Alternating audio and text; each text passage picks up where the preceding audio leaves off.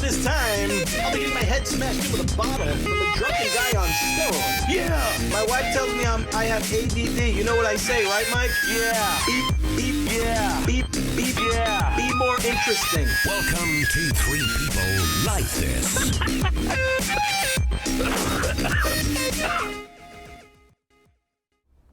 Well. Here we are again, ladies and gentlemen. Episode 2 of 3PLT on Be Terrific TV, on Twitch TV. I want to say real quick before we get started, yesterday was incredible. Be Terrific was #1 all day on Twitch TV, all day. Twitch TV, #1 on the front page. And I also want to remind people, don't forget to go and download the app at Apple TV, Roku TV, Amazon Fire, and of course, our partners here at Twitch TV. Thank you for having us. And it was an incredible day for us. To be #1 all day on Twitch is really something special. We appreciate you. We appreciate the Twitch chat. We appreciate the opportunity to do this. And Three People Like This, I think we have found a nice home here. So thanks again, and we appreciate it. And this might be the only show, Doug. My friend Douglas Tyrell is here with me this morning. He's an actor. He's a comedian, a writer, a producer, a genius, and a little bit of a psychopath, too, if I'm being honest. Yeah, and, sure. I'm definitely one of those. Doug, how are you, buddy? I'm good, man. Thanks for having me on. Thanks for being here, no, sir. It's a pleasure. We'll talk about, part of what we do at Three People Like This is we like to sit down and talk to people and really get to know them. And Doug is a friend of ours. He's been on the show before, and I thought for our second show it would be great to have him on. And honored. He's a unique man in the sense that you do a play called The American Soldier. Right. And it's a one-man play. Stop me if I'm wrong, but it's a one-man play, but it's based on the letters written by soldiers home to their families from every single war up until current time. Yeah, so it's I started this project about like 8-9 years ago, and I just had a passion for, reading, especially when 9/11 started and we were going off into the Middle East. You started getting stories back from, guys who were struggling with PTSD. So I started just collecting letters, and then I started going to the library and I started collecting letters from veterans and their family members. And it just kind of went into one thing into another, from the revolution all the way through Afghanistan. And I never thought much of it, and as I started collecting the letters, I would do little readings of it, workshops of it, and people would say, I think you're on to something. Fast forward, to the Kennedy Center, Library of Congress, and it's been touring for about 3 years. Yeah. I mean, we'll get to that, but I mean, what was it? What made you decide to go look? What was it about the letters? Did you Google it? Did you say, I wonder, like, well, what, when I started collecting the letters, people forget this, but the internet 10 years ago is not the internet today. Or the internet from 6 months ago isn't the internet that it is But today. I mean, it was like it grows. It was dramatically different. It and is. so like I had to go when I first started. So I thought I was going to create a project to kind of say thank you to these guys. I felt like I was my way of kind of volunteering in a way. Right. You know, I wanted to say thank you. So I started going.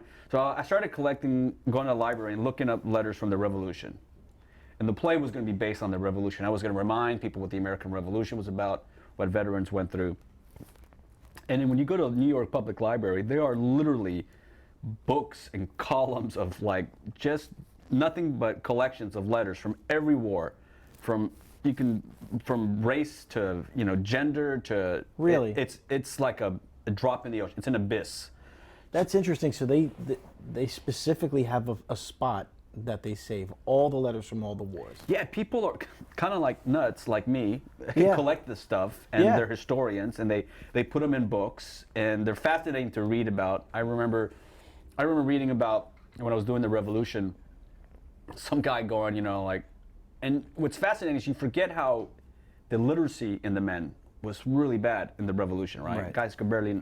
A lot of guys didn't know how to read or write. The literacy, yeah, there was young, especially back in the days. It was, Well, I mean, there was no real schooling. No, there was no schooling, and so a lot of them were, farmers, and so they joined the military. They joined the army. It wasn't even the military. Yeah. They joined this idea of this cause. We're going to go fight for something. We're gonna go kill people We're gonna in the kill name of people. something. Yeah, And they right. would- and they but would be like- they had a sense of real, as they do today. They have a sense of pride and duty, and Yeah, That never changes. Some stuff is just really, like one guy says, I remember the stir in the country of the Stamp Act, all the destruction of tea in Boston and elsewhere. I was only 13 or 14 years old then, and I wanted to fight. so And so the destruction of tea in Boston. Yeah. So that motivated him. That was like And the he was- big remember, the yeah. big Boston Tea Party motivated him. And then so you collect this stuff, and he grabbed snippets. And I remember one guy talking about like, today we killed squirrel, one shot, monkfish. Today, March, 10 miles, killed squirrel, monkfish. Today, Like that's his diary. it was pretty much. And what year was that from? Do you remember?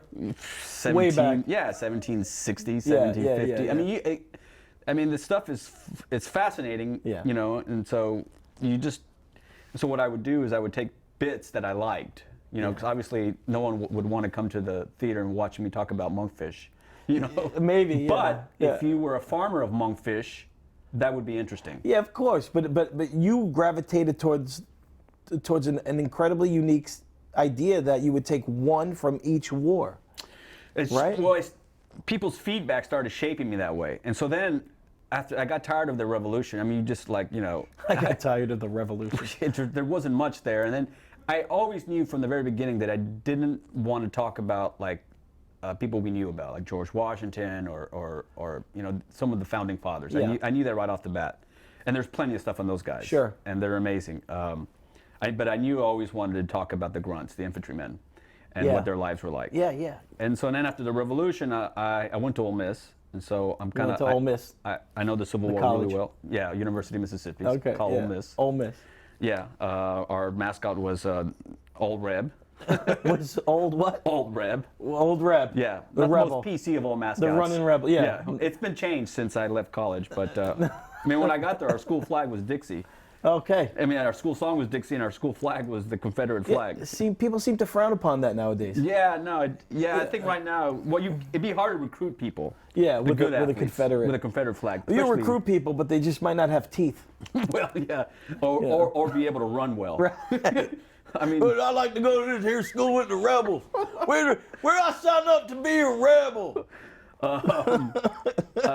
so then I started. Excuse me, where do you get your tiki torches here in the rebel school?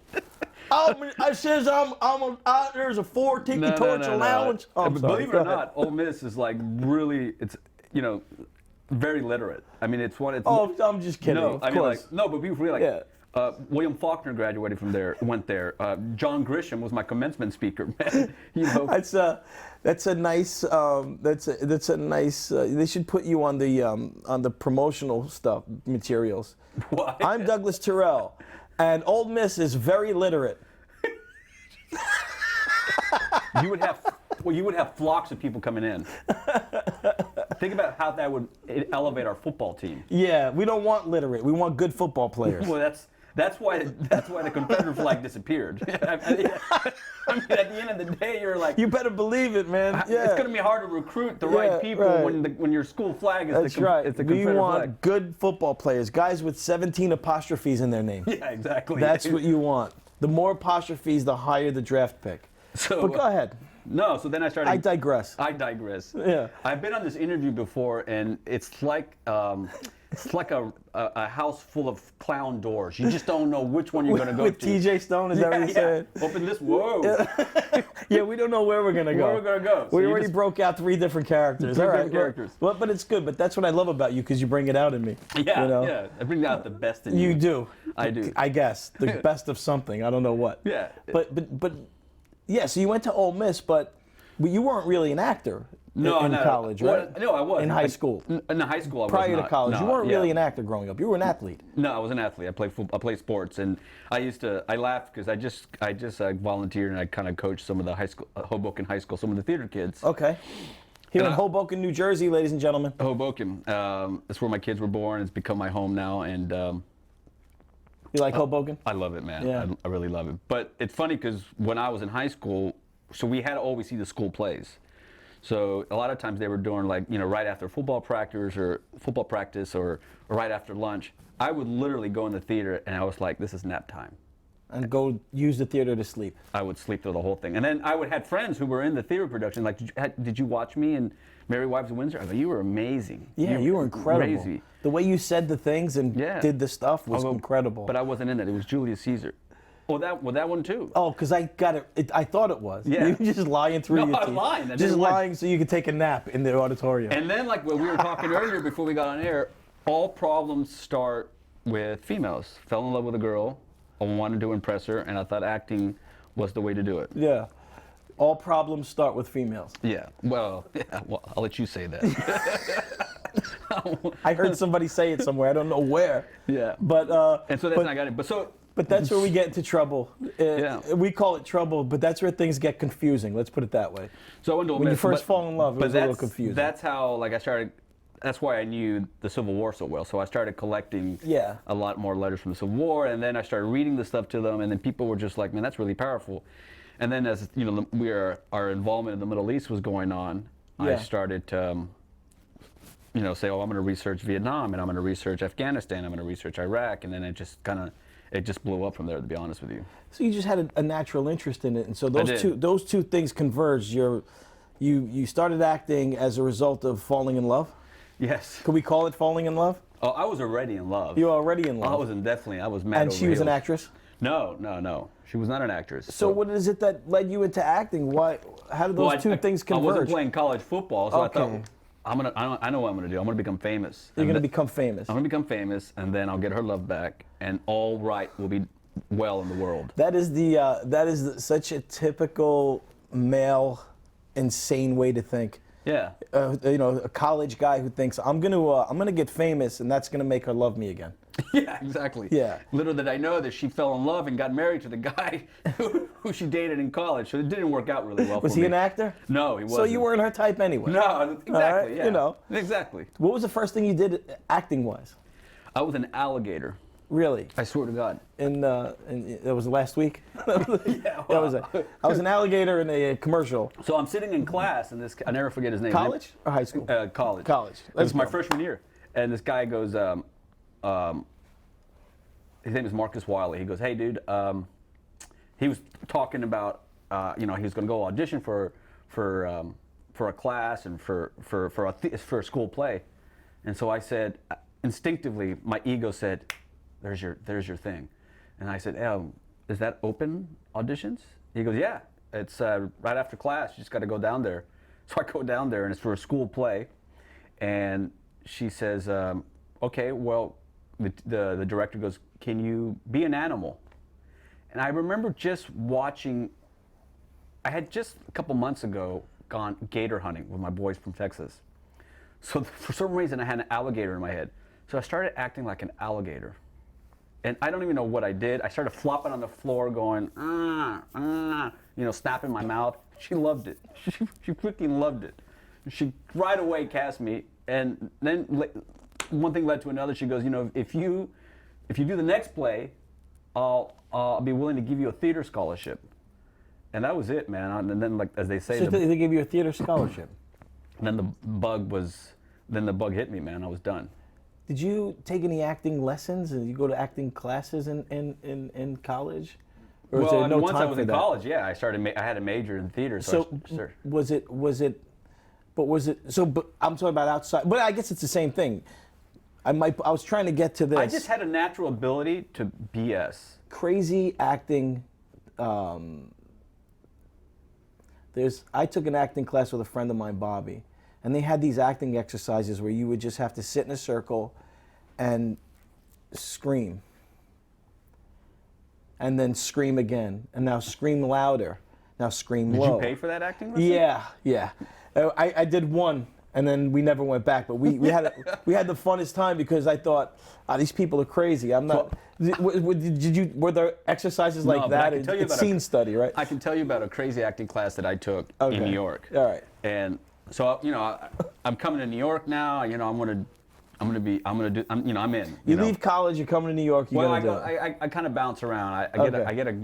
That's another story. But I get a job at Lost Colony. It was a great job. I was a. What's actor. Lost Colony? So it's a summer stock theater. So when I graduated college, I should add, I was Okay. kind of a double major. So because I didn't know if this was going to work out for me, All right. and so I was majored in business and I majored in theater. Okay. So when I it was for Northwestern Mutual. I have nothing against Northwestern Mutual. I hate them. Okay. I don't even know who he's talking about. All right, go ahead. And I remember I went for the job interview, man, and I passed all these tests, you know, for insurance. And I remember I was sitting in a cubicle to take my test. Right.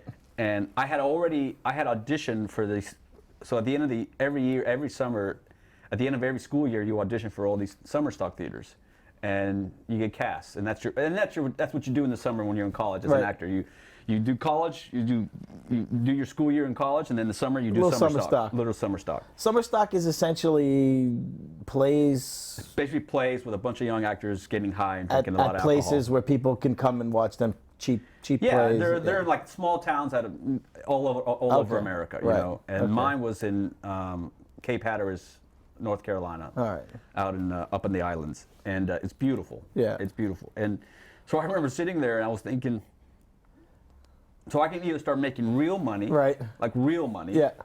or I can make $125 a week and go act in some beach, Right. and live with 4 people that I have And no there's clue about. yeah, right. And the obvious choice would be to go make real money. No. No. I said, I'm No. not doing this. Yeah. I didn't want to do it. Because So- you're an artist, you know, you're creative. Even though you were an athlete and everything, you're starting to find out who you are a little bit, you know? you know, at that point in my time. gut told me right off the bat, you know, this is not for you. Yeah. Like, if you do this, you're going to commit spiritual suicide. Yeah. And I just said, I'm not. And I remember I told my dad what I was doing. He just like looked at me with like this, he had this look of just disappointment, despair, Why? Yeah. shock. Oh, really? Like, good What luck. did your father do for a living? He was a seaman. Oh, really? So Yeah. this wasn't his. So the idea of you acting was not a popular idea with him. I mean, No. no. No. Like, Yeah. what are you going to do with that? Yeah. You know? They don't. It's a scary thing Yeah, to and tell they a come from- father. You know. And they come from a different, you know, generation. You know, where you know, my dad grew up with one of 8 kids. You know, he grew up in the streets. You know, my dad's. He would always say, you know, you've got 4 walls, a roof, and you got milk in the refrigerator. Like, you're rich.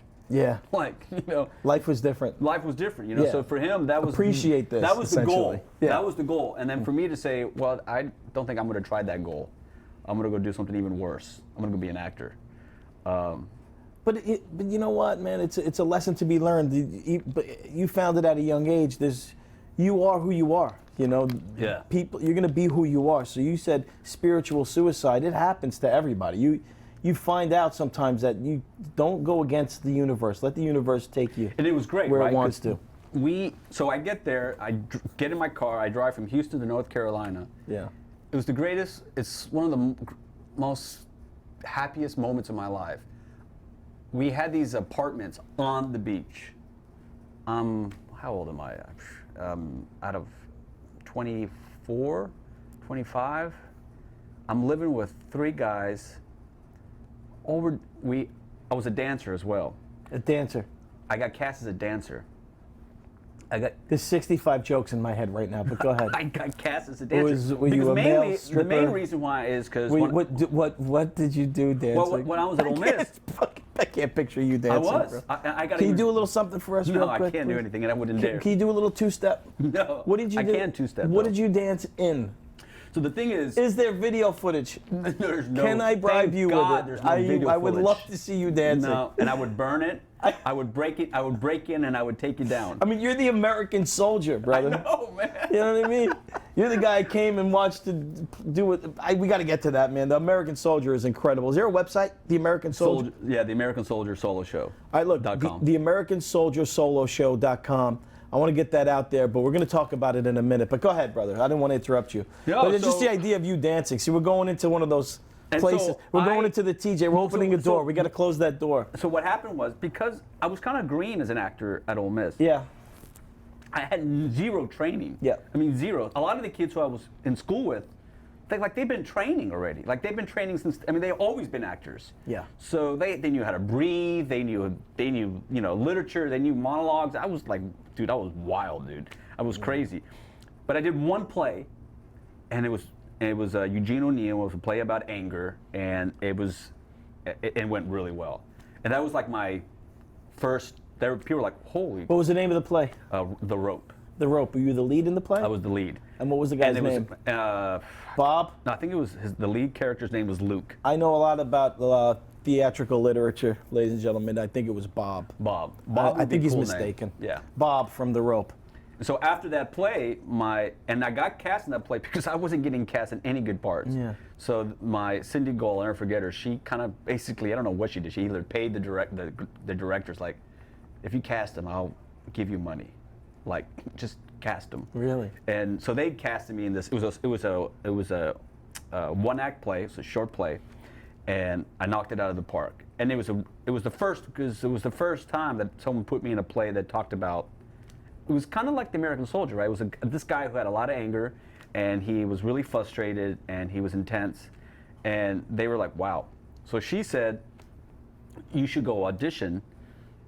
And because I wasn't getting cast, I was in the dance company at the theater at Ole Miss. I was in the Mississippi Dance Company. That is the funniest sentence you've ever said to me. It's almost impossible to process you being in a dance company. It's true, man. I swear to God, I wish I had photos and videos of that. But go ahead. I'm not going to go down the rabbit hole of what's going on in my brain with you dancing and hopping around. When you do these auditions, you audition for a bunch of summer stock theaters, and on your checkbox they say, dancer, singer, Yeah. And so of course you kind of have a little bit of a resume. So I wrote down Mississippi Dance Company.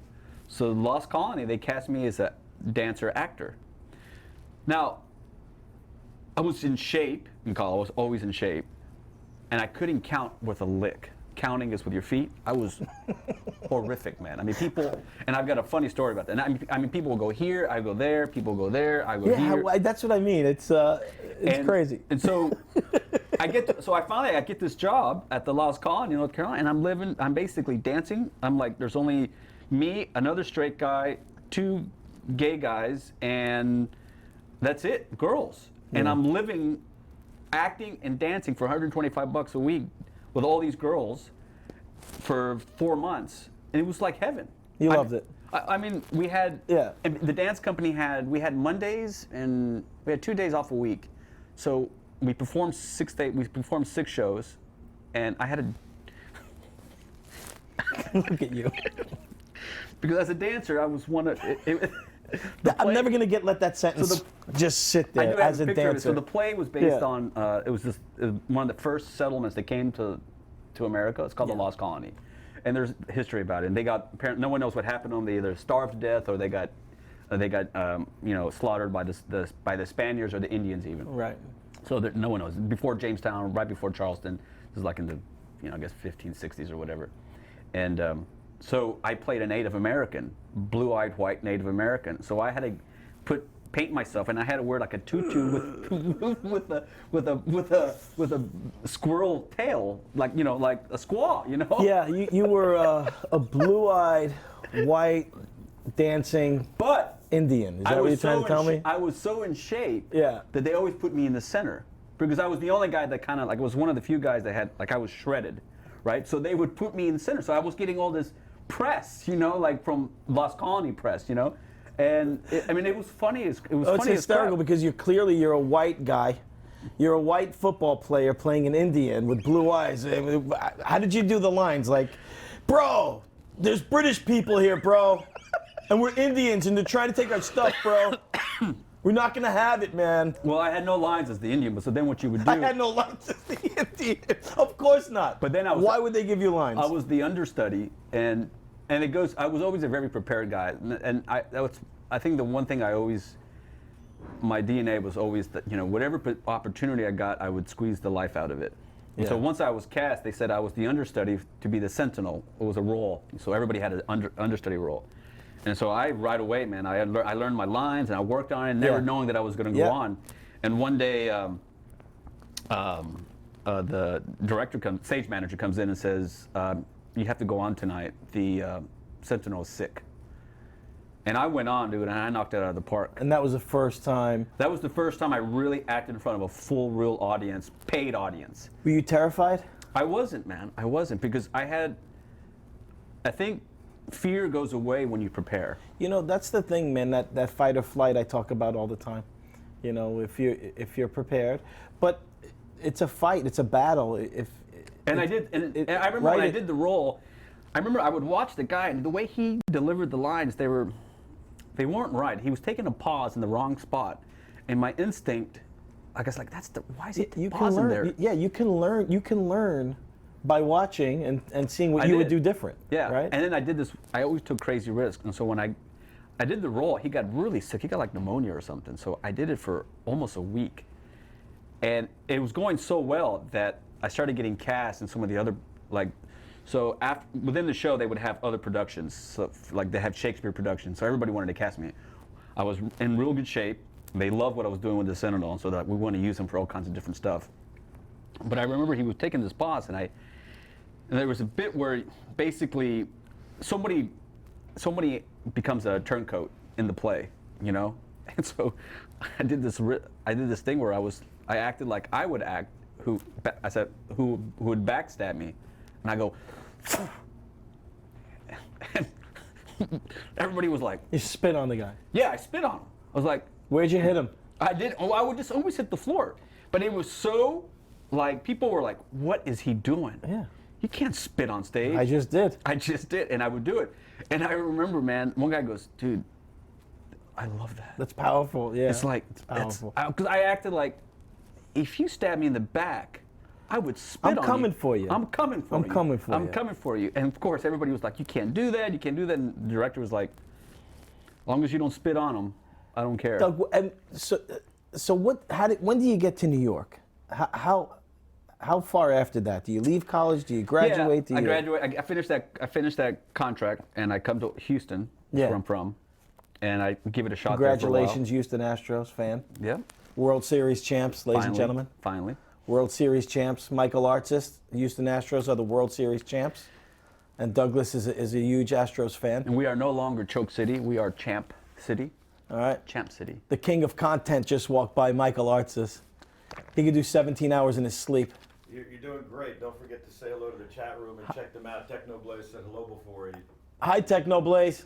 I saw that you said hello back, so I didn't want to overdo it. So how do we say hello to this chat room? Do I say hello to this chat room? You just talk to the camera and say hello. Which camera is mine? Both of them? The one over in that corner. You don't have to worry about the cameras. Oh, okay. By the way, Mike Rick is on whenever you want. All right. We'll talk to Mike in about 5 minutes. All right. I want to get Doug. Mike, we'll pick up in about 5 minutes. I want to talk to Doug about New York. You get to New York. Yeah, I get to New York and by the way, hi Technoblaze. Oh, I saw they put my website up. That's really cool. They put the website up. Hi Technoblaze. Now I'm going to say it 70 times, Mike.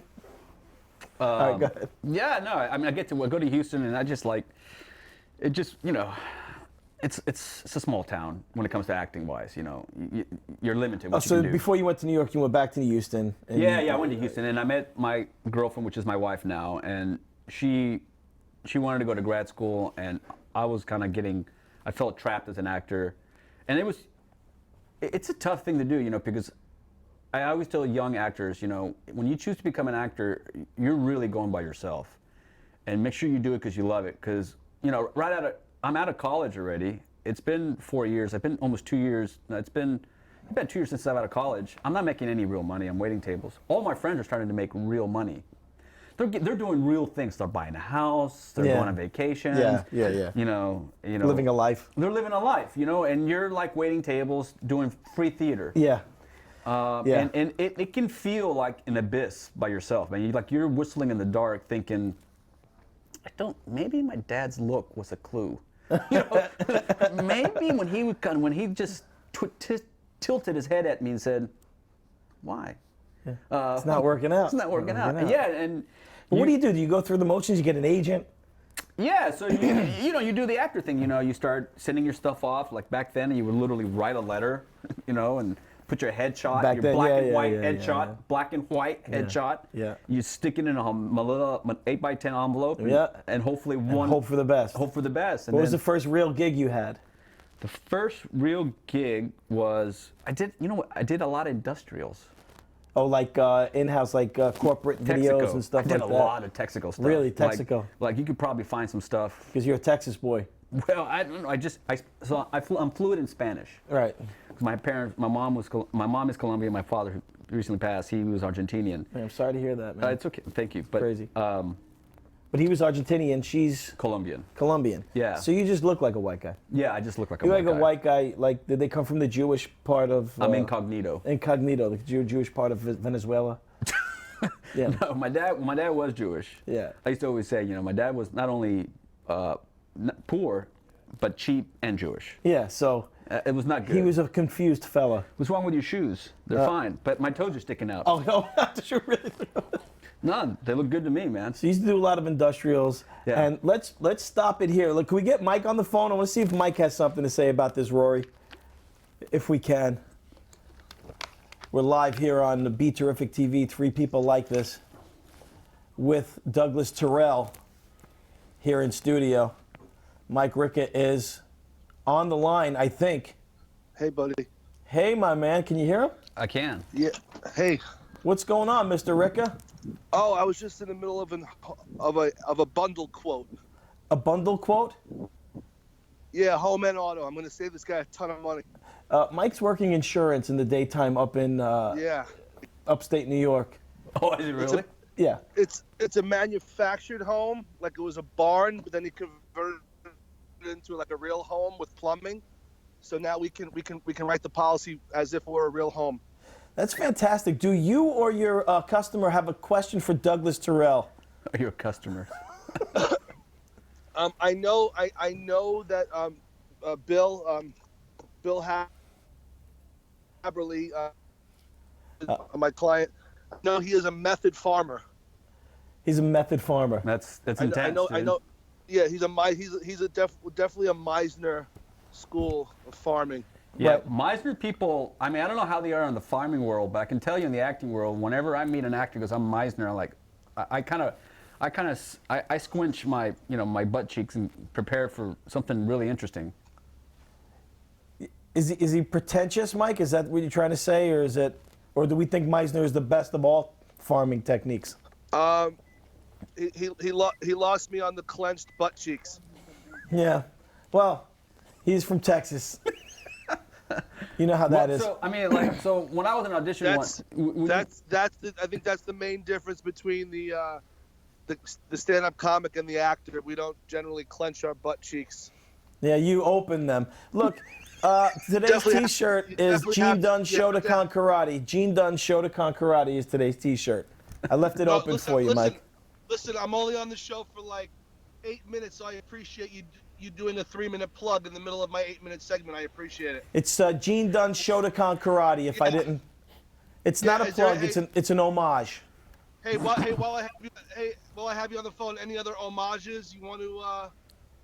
Yeah, I'd like to Walking big shout out to the insurance world and the people in the people in the insurance industry. Hashtag grind that quote, yo. Hashtag YOLO. Hashtag bundle. Hashtag full pay discount, bitches. Yeah, good job.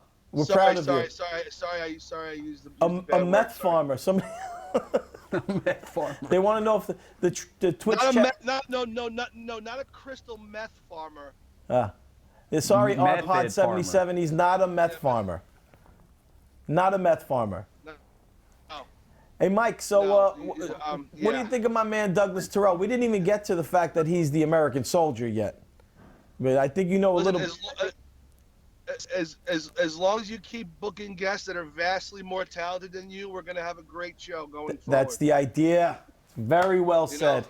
I don't yeah. think it's going to be a difficult time to find people vastly more talented than I am. I think there's an abundance. Yeah, definitely. You know, where are you calling from right now, Mike? I'm calling from my car. I asked Bill to let me call him back. See the sacrifice I made No, I appreciate that. to be here today. Yeah. Yeah, he's sometimes Mike comes across as a little angry. Yeah.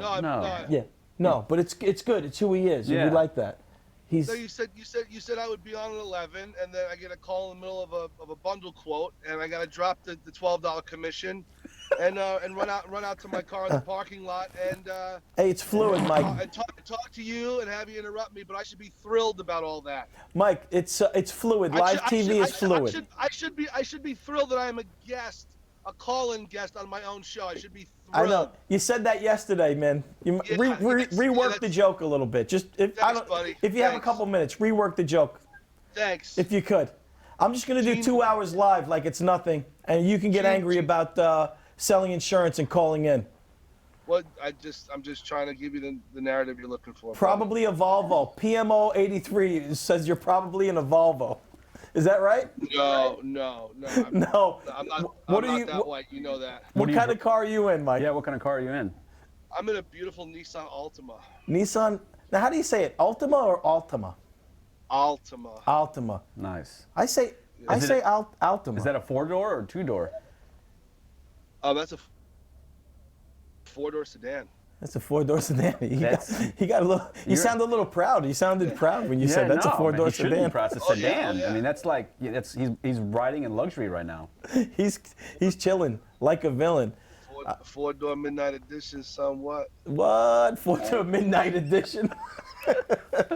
Yeah, you know how we do. Triple black, triple black, black on black on black. Black on black. Rims, black leather, black trim, black. That's a dad's car.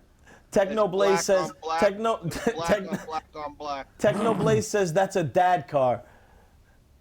Well, if dad likes smoking lemon kush on his lunch break, then yeah, I guess it's a dad car. It's a dad car.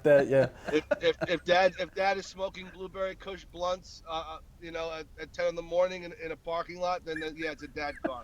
Yeah, this is how Mike medicates sometimes. He'll go into the parking lot and hit some cannabis, I guess is what they call it nowadays. Yeah. You know. Yeah. Why don't you tell us a little about yourself, Mike? We had you on yesterday, but really I tried to but Bruno kept interrupting me. Mike Ricca is my partner on the show. There's 3 people like this: me, Bruno, Mike Ricca, and our friend John Balai. Mike is calling in because he's 75 hours away in upstate New York, and we have him on the phone. Why don't you tell Doug a little bit about yourself? Hey guys, why don't you talk amongst yourselves and get to know each other? Yeah, no, it's not that long of a break I have here. I got Sally covering the phones for me right now, so I know she's not going to be. All right, listen, man, get back to work. Sorry to bother you. I'll just get back to some live content. Okay. I appreciate your time, Mike. Yeah. Hey, I don't think your car is a dad's car, dude. If you want to know about me, you can go 3peoplelikethis.com. Click on my bio. It tells you about how angry I am and how I was raised angry. Yeah, but listen, if you get out, look, like I said, it's fluid. If you get a chance, call at 11. Call back at 11. All right? Okay. And listen, you good. could Skype in. Why don't you try to Skype All right, guys, in? Love you guys. Listen, try to Skype in, Mike. Oh, I got to get back inside. Yeah, Skype. Try to Skype us later. We want to try and utilize this amazing technology. You got it, man. All right? While I showed my shirt, my Gene Dunn Show to Karate shirt, Shrimp 525 said, "Os." That's what we say in karate. We say os. Os. That's respect. All right, listen. Let's clear our brains here for a second with this Mike Ricca nonsense that just came out. We got to get rid of that. We got to purge the room of this stupidity that he injected into this very deep and interesting conversation. Of me being a dancer. Of you, no. That is funny. It was. And I don't want to run out of time. So I got to tell you. I can't wait to get to the American Soldier, but go ahead. Because I danced and I was in shape, I was just really strong, so I can carry these girls. So there's a funny story to this. So I came back to Houston, right? And I thought I could dance. I literally thought, because I had danced a little bit in college, I had danced. Let me tell you, my friends had a ball with it back in Texas. Yeah, of course. I'm having a ball with it. Yeah, it was not a. It's not something you try to. I didn't try to bring it up. So I got cast again as a dancer in the Houston Grand Opera. I wasn't really dancing. They were looking for guys who were really in shape and who could, like, basically be showpieces in the opera. So this guy goes, you should audition. I told him I was a dancer. I started talking and walking like a dancer. I started thinking I was a dancer. Like, yeah, I'm a dancer. And the guy said, well, you should audition for Carmen at the Houston Ballet. Now, if people don't know, the Houston Ballet is very prestigious. It's like the New York Ballet. Believe it or not, it's one of the best in the world. For people who know about that stuff. Yeah, for people who know about that stuff. There's not probably with me. Anybody watching the show. No, not with me and my group, but okay. Yeah. So I said, oh, all right. Now, like I said, I can't count. So do you ever see the episode of Friends when Joey's teaching ballet? No, but I'll make believe I did for the sake of the show. Yeah, that was hysterical. So, I walk in in my, my tights and ready to rock it, thinking I'm a dancer because I've been doing something at the Lost Colony. And then I'm walking around real dancers. Yeah. Like, I see these guys with their legs flying up in splits, doing spins, like, They're really doing dancing things. dance stuff. Like, when you walk in somewhere, like, oh, I probably kind of like that Chris Rock thing, And you're thinking, can I get a beer? Is there Is there a beer? Is there a refrigerator here with? So this girl goes, she calls us all up, and I'm these dancers, and my friend who told me to go dance, he was there. He was a dancer. And I was trying to go up, I'm like, dude, I don't, what do I do? He's like, dude, look, you got to do your thing. I got to do my thing. Good luck. So they put us in groups of, like, I think it was 8, and this girl, she had flown in from New York, and she goes, all right, guys, we're going to do 1, 2, 3, 4, 5, 6, 7, 8. We're going to do a spin, a kick, 4, 5, 6, 7, 8. And she did it, right? We got it? Do I need to show it again? Some guy goes, yeah, can you show it one more time? Meanwhile, it looks like someone is speaking in Chinese to me. Yeah, you're not a dancer. I'm not a dancer. And she goes, she does it again. And she goes, okay, take about 10 minutes, kind of run through it a little bit. I'll bring you back out in groups of 8, and we'll go from there. So I'm like, I don't even practice, because I don't even know how to practice it. And so, of course, she picks me first. My numbers with 8. I literally, everybody's doing the stuff. I'm bumping into people the opposite way. I'm not spinning. They all she looked at me like. You're going, can we have a push-up competition? If we did a push-up competition, I would do really good. I went to Ole Miss, and let me tell you, I will knock it out of the park. Yeah, I'm going, if you got a set of barbells around here, I could probably lift them more times than any of y'all. Yeah. I shouldn't say that at Ole Miss. Ole Miss is, some great people at Ole Miss. Yeah. It's not like that. No, really. of course not. It's not like it's a that. nice now, college. Mississippi State is like that. Is that the rival? Yeah, it's the rival. Yeah, they're a bunch of farmers. Yeah, a bunch of animals. We don't like animals. them. But, okay. yeah, and so I walked out. I basically, hung up my dance shoes on the wall and said, that was it. that was it. That That was the end of my dancing career. I don't understand dancing in general. I don't understand how it happened, why it exists. Well, they call it the redheaded stepchild of the arts. Well, I don't even understand I literally have a hard time. Like when you ever watch the Oscars or the Emmys or the Grammys, when there's a person singing and then there's 16,000 people dancing behind them. I don't understand what they're doing, Well, they're why counting, they're man. doing. But none of it makes It literally doesn't register in my brain why they put 25, 30, 50 people together to dance. Let me tell you what's amazing is and I've been around some of these guys. They can literally visually, so the way I'm really good with memory, I can look at script, dialogue, pick it up. Yeah. Right? They can see the moves on your feet and pick it up. It's like they speak their own language. It is a language. They say it's language. Like you can. So when that example I told you, that New York instructor, a lot of those guys got it. Like it was like me Immediately. Yeah, it's like if I told you, hey, on Wednesday we're gonna go have lunch at Domino's Pizza, and I asked you, what did you just say? You said on Wednesday we're gonna go have lunch at Domino's Pizza. Right. They pick it up like that. Yeah, and sure. then the really good ones, they add their own flair to it, right? And they kind of stretch it out, and it's impressive, man. It's nothing to poo-poo about. Those guys and girls. I don't know. It's just it seems like there's a different. They work but there's butts off. I know, but it seems like there's a different vibe to a person that like my wife likes figure skating in the Olympics. Oh, that's amazing stuff, though. I man. can't stomach looking at it. It doesn't make sense to me. Why is the guy throwing his head back, and why is everything so dramatic? And who created this? See, that's not the sport. It's the same thing to me. See those guys, those girls and those guys and girls. Yeah. Those men and women, they're athletes. What I don't understand is curling. How is that a sport? Did you hear? There's a Russian guy. Curling is good because you can drink beer and do it.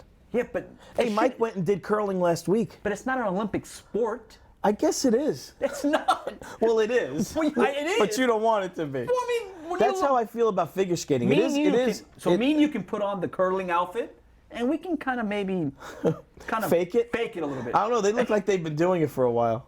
We put on some dancing. We put on some skates, and people were like, why are they on the ice? There's two things I hate about figure skating. Number one is I don't understand why everybody's so dramatic, especially the men.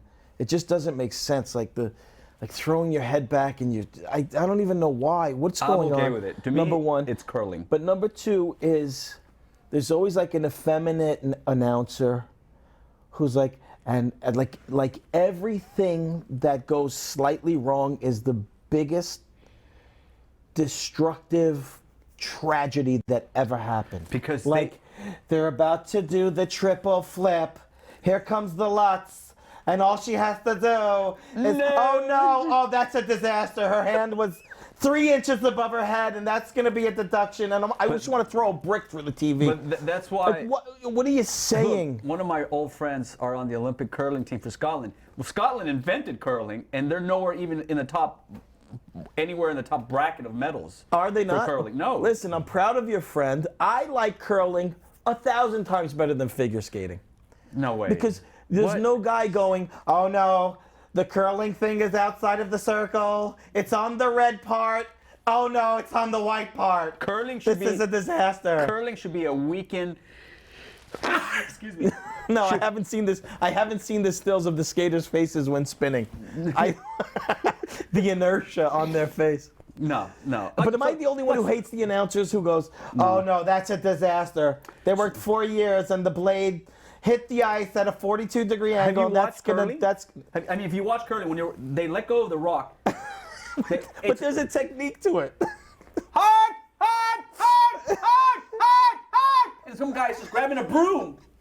And he's going to get a gold medal for that. I love curling. But I mean, it's not a gold medal sport. Yeah, to me it is because you can drink a beer and do it. Yeah. I just have a beer and be like, left? All right, I will do it again. Throw it again and give me another beer. You know what I mean? 4K is amazing. Well, he's also, to men in dresses and wolf costumes, figure skating is sexy. Curling is for drunken frat parties. Exactly. That Technoblaze. Exactly. It's not an Olympic sport. It's also that sentence is also a window into my brain. And what's amazing about I do think it's sexy when it's just the girls though, but the guys, you know. And what's amazing about curling is that almost every country is competing in it. It's a big deal. No, I mean right now Norway is winning the medals, and yeah, we're not doing good in the medal count. I don't care. I don't. That doesn't bother me. And I think we should at least give one for curling. We're not even getting one for curling.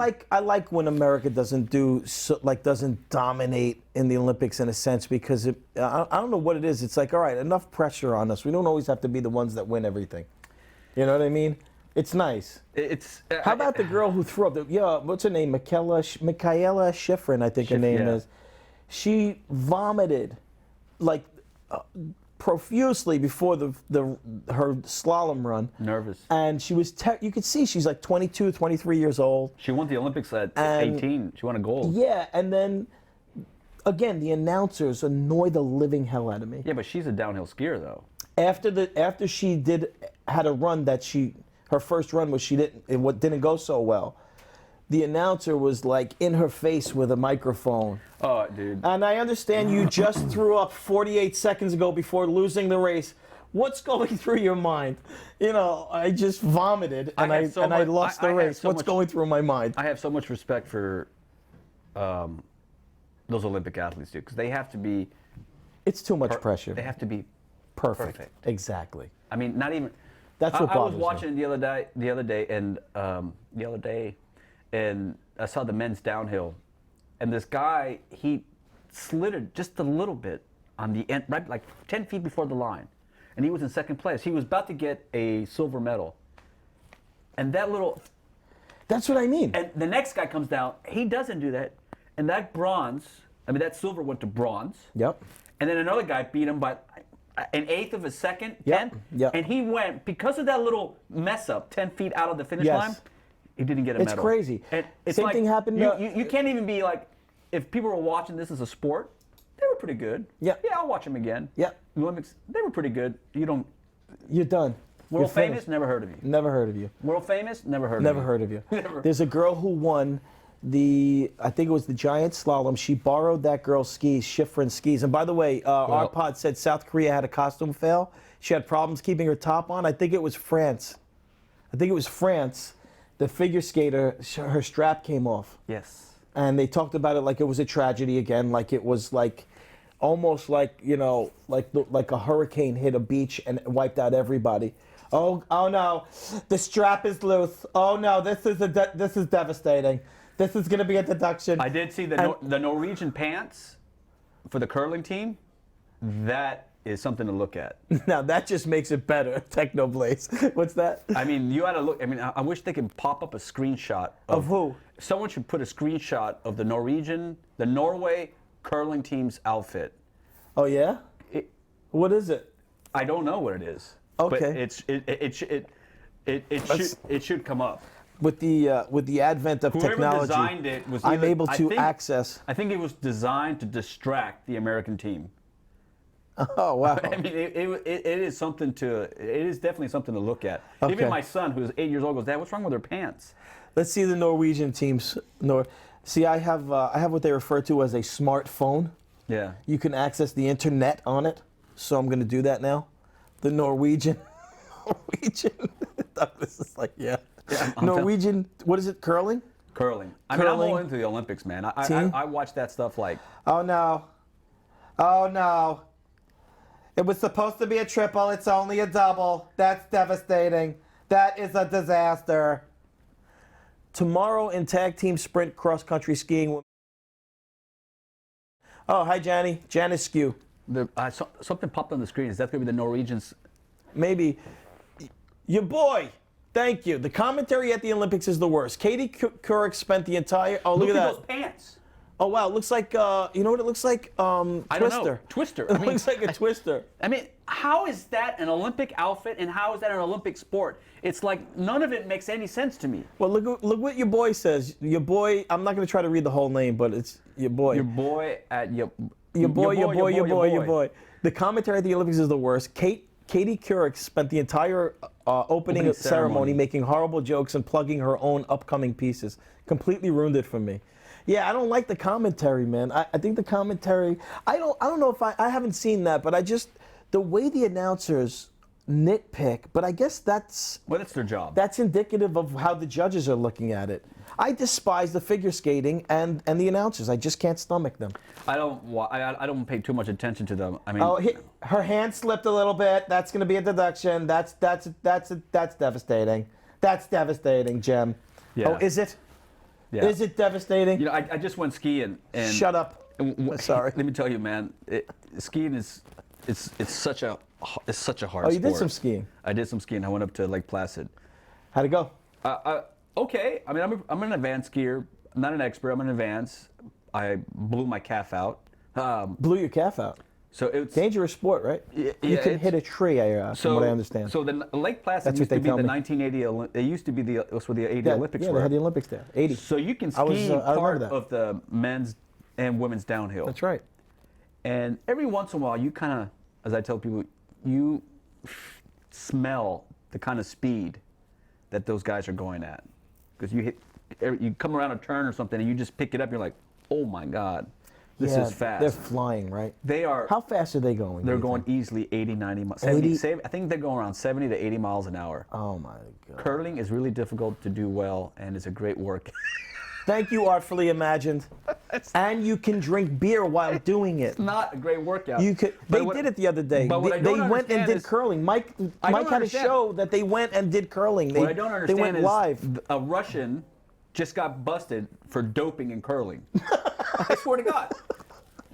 Can anybody find out what he was Well, doping for? He's doping because he's Russian. It's part of it's That's part what of the they do. law. That's what they do. You have to dope. You have to dope. But, And but in number curling, two, because the more you dope, the better you can sweep the ice. I don't know what it is, but it is It's like not easy sweeping It ice. just came out I think yesterday, 2 days ago. What's the idea? You sweep one side and it turns it. It turns it and makes it faster, so you're melting the ice.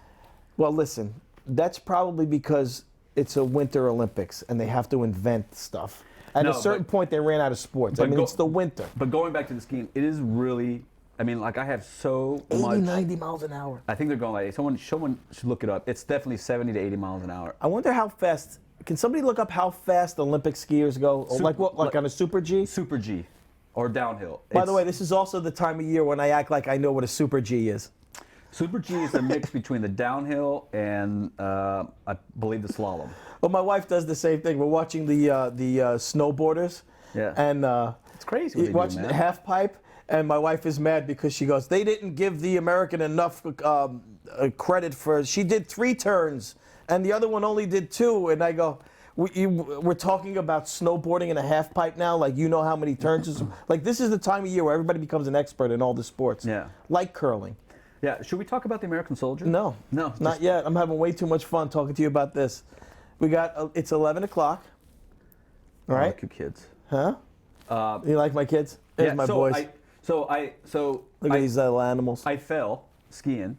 I was going on. Oh, you fell? So I'm okay technique-wise, and we met up with a couple couples, and the guy is really aggressive, but he doesn't have really good technique. And my wife is a really good skier as well. And so he said, "I'd like to ski some blacks with you." And I said, "Yeah, sure, come." What's black? So it goes from green.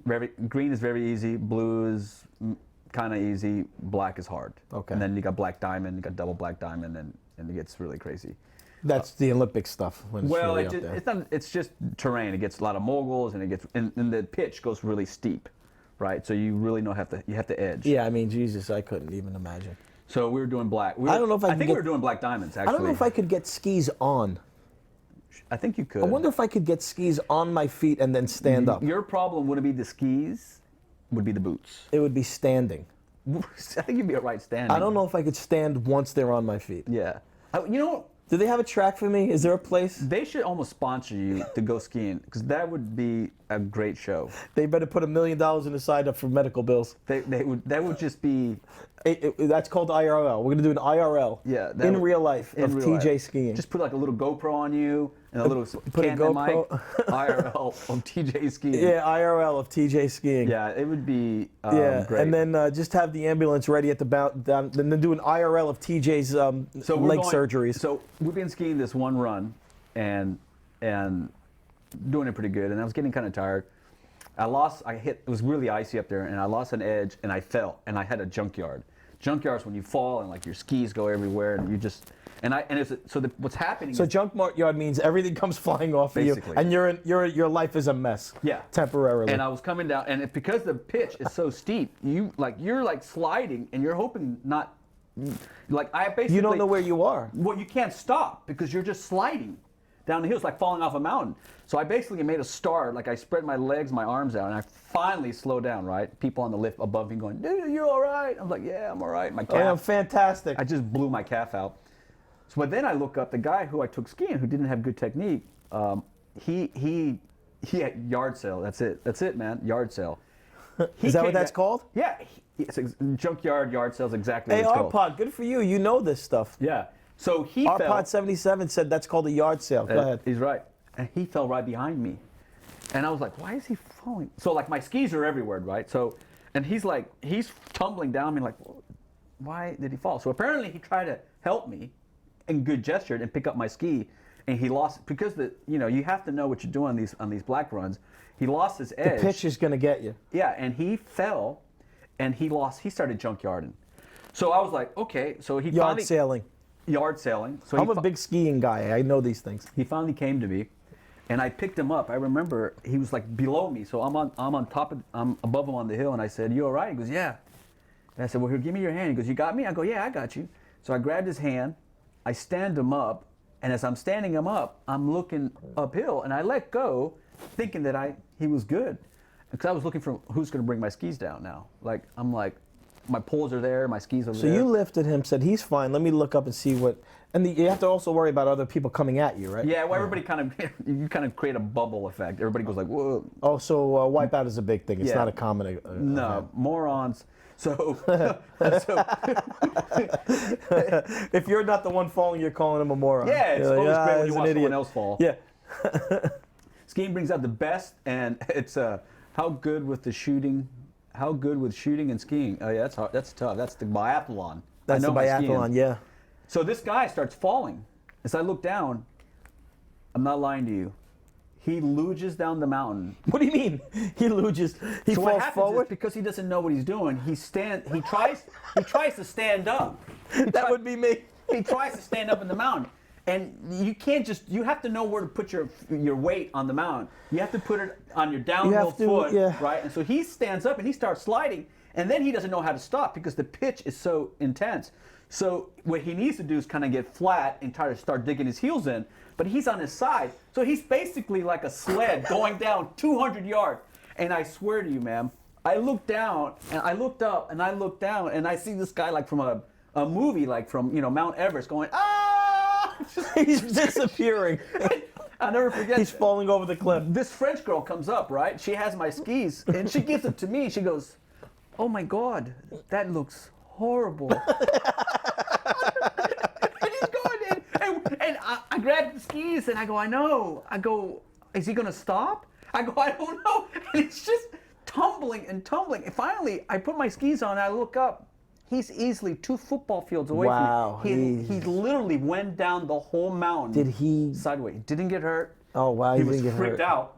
He was Was this your buddy you took with you? No, I didn't know who he was. He was a friend of a friend's Oh, okay. who decided to come skiing with us. Oh, okay. And I said, "Man, I'm sorry. I kind of It feel like I makes did you it." appreciate what they do at the Olympics, though. Oh, dude. Except for figure skating, That's it's why- useless. No, What? it's I'm just curling. kidding. Curling is the best. Curling. Probably the best. I'm gonna say all-time Olympic sport, not just Olympics. It's almost, it's just like a travesty for you to say that. Yeah, I know. It's just like, I know. That's why I say it. Curling. Because I see how much you hate it. it despises me. I like It despises female. me that it gets advertising dollars. I like female figure skating because they're pretty and they're gracious. But when they start getting the men involved, it's just weird to me. They got rid of He's women's thrown- it softball just in the doesn't make Summer sense. Olympics. They got rid of it, right? Because why would they do that? Because America and Japan and Australia were like basically kicking everybody's Yeah, butts. So they yeah. said, "You guys are too good. We're going to get rid of it. Yeah. But we're going to keep curling. Right. We're going to keep curling." Right. Because it's more. There's more parity in curling. Requires no athletic ability, but we'll keep that one. But softball pitch, and a girl hitting a ball, baseball. Listen, I'm going to tell you something. We're going to make this happen. I want to take Doug on an IRL curling because there's a curling place somewhere nearby. I told you, Michael Artis went. That's what you're going to look like. You're going to wear that. That's what you're going to look like. You're going to wear that. God, that. we're going to get the Norwegian look at that. curling team's uniforms. I'm going to take you curling. That, All right? I mean, What do you think?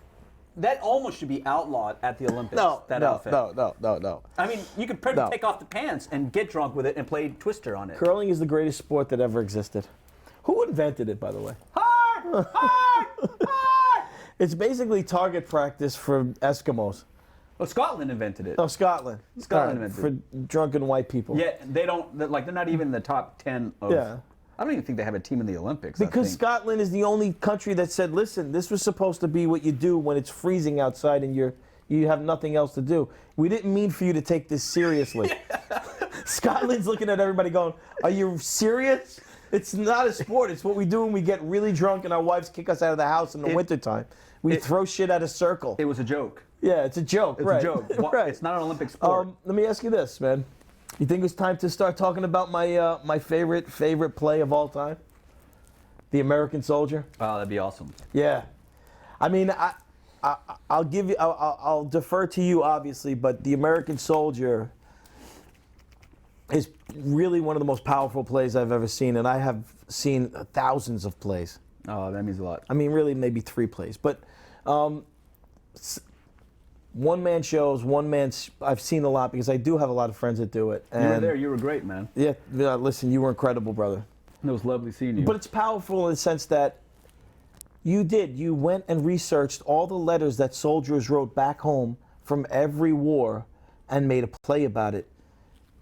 The floor is yours, brother. Tell me what made you want to do it. I know we got into a little bit of the study and how you developed it and how it got to be where it is today. It just, as I started workshopping the play, people were, I'll never forget, people were just saying, it wasn't really good, man, when I first started, because I didn't know what I was doing with it. And It's then a process. It's a process. It's just like anything. Right. And people said, hey, man, I think you're onto something, but it needs something. At one point I had Shakespeare in it. Because the subject of PTSD goes back really far. It goes back into the Odyssey. PTSD is post-traumatic stress syndrome. It's basically anytime you experience a violent or traumatic event in your life, what happens is your brain makes basically that memory gets etched into your head, and it's hard to turn it off, and you deal with it. And warriors have been dealing with PTSD for centuries. We really. never really had a name for it. We never had a name for it, and we had ways to deal with it. And just over the years, it's just gotten, we haven't really understood it. The Native Americans had some really interesting stuff where after their warriors would fight, they would literally go onto a field with their horses and they would kind of basically decompress. Oh, and they had a moment where they, well, yeah, or a period of time where that's interesting. So they sort of they meditated away. Yeah, so they meditated away. So and a lot of new Saving Warriors, it's a great organization. They're doing stuff where they're taking guys out into the open. Saving Warriors. Saving Warriors. And that's based on the Native American. I don't know if it's based on it, but they do something very similar. They take them out to the fields, right, and they bring them out. And I'm doing a fundraiser on April 28th for Hearts for Heroes, and what they do is they help veterans deal with PTSD by dealing with horses, because people some believe that horses have a sixth sense with the warriors, with soldiers, because the horse has been in battle since man has been in battle. Right. And so they believe that a horse has a very soothing effect on men. And I was invited to a private screening of a documentary called Thank You for Your Service. And some of these guys go out to these, I don't know, I think it's in Montana, but they go out to these horse ranches and they just connect with the horse, and they find that it helps the soldiers. Yeah, they find that the horse is able to kind of basically bring them down, and they're able to kind of release. Because the biggest problem with a lot of these guys is they just don't want to talk. They're kind of amped up. The soldiers. They're amped up not to talk. Right. Being vulnerable is not a good thing to go into battle with. You're trying to. And they're trained not to be, Right. And the whole mindset is that I'm a soldier and I'm right. a warrior, and that's it. And a lot of men probably feel like it's a weakness. It's a sign of weakness when it's not. It's not. Right. And so, so as I would do the play, I started getting different shapes, and then my director Patrick Lillis, he was the first guy that came on board, and I'm really grateful to him, because if he didn't come on board, I'd just be spinning around. Yeah, Patrick is your director. He's also the director of the farm. The Farm Theater. Farm Theater. Yeah, the Farm Theater. And so he, Mike Ricca loves this, by the way. He loves when I talk about farm theaters and acting. All the people that I know in that world, because I know you guys look up to me, and I appreciate that. Oh, but man. I want you to have your own space as well. No, it's a big deal for us that you give us this platform to come Yeah. close to you. No, thank you. I Yeah. appreciate it. Next time I might have some plexiglass, but okay. But this is good enough. So he saw what I did, and he thought he. And Patrick is accomplished. He's a guy who. And he was like, I think you're on something too, Yeah. And I can't tell you how many directors I went to with a big pile of letters and stuff. Like, I want to do a play about soldiers, and they were like, and. Yeah. Like, I mean, it's like if I said I want you to do a play about war. Well, what about war? Yeah. Which war? Yeah. Why? Any battle? What more? Any, Why? Blah blah blah blah blah and blah it's blah. just- It's just yeah. Well, I've got a lot of letters. He goes, well, which ones? So Patrick really focused me on shape, and I have to give credit to Matt Hoverman. So I thought it was going to be a play, and so a very accomplished playwright named Craig Lucas. I took a playwriting class thinking I was going to write a play about it, and he basically was the first one who said, "Listen, dude, this is a one-man show.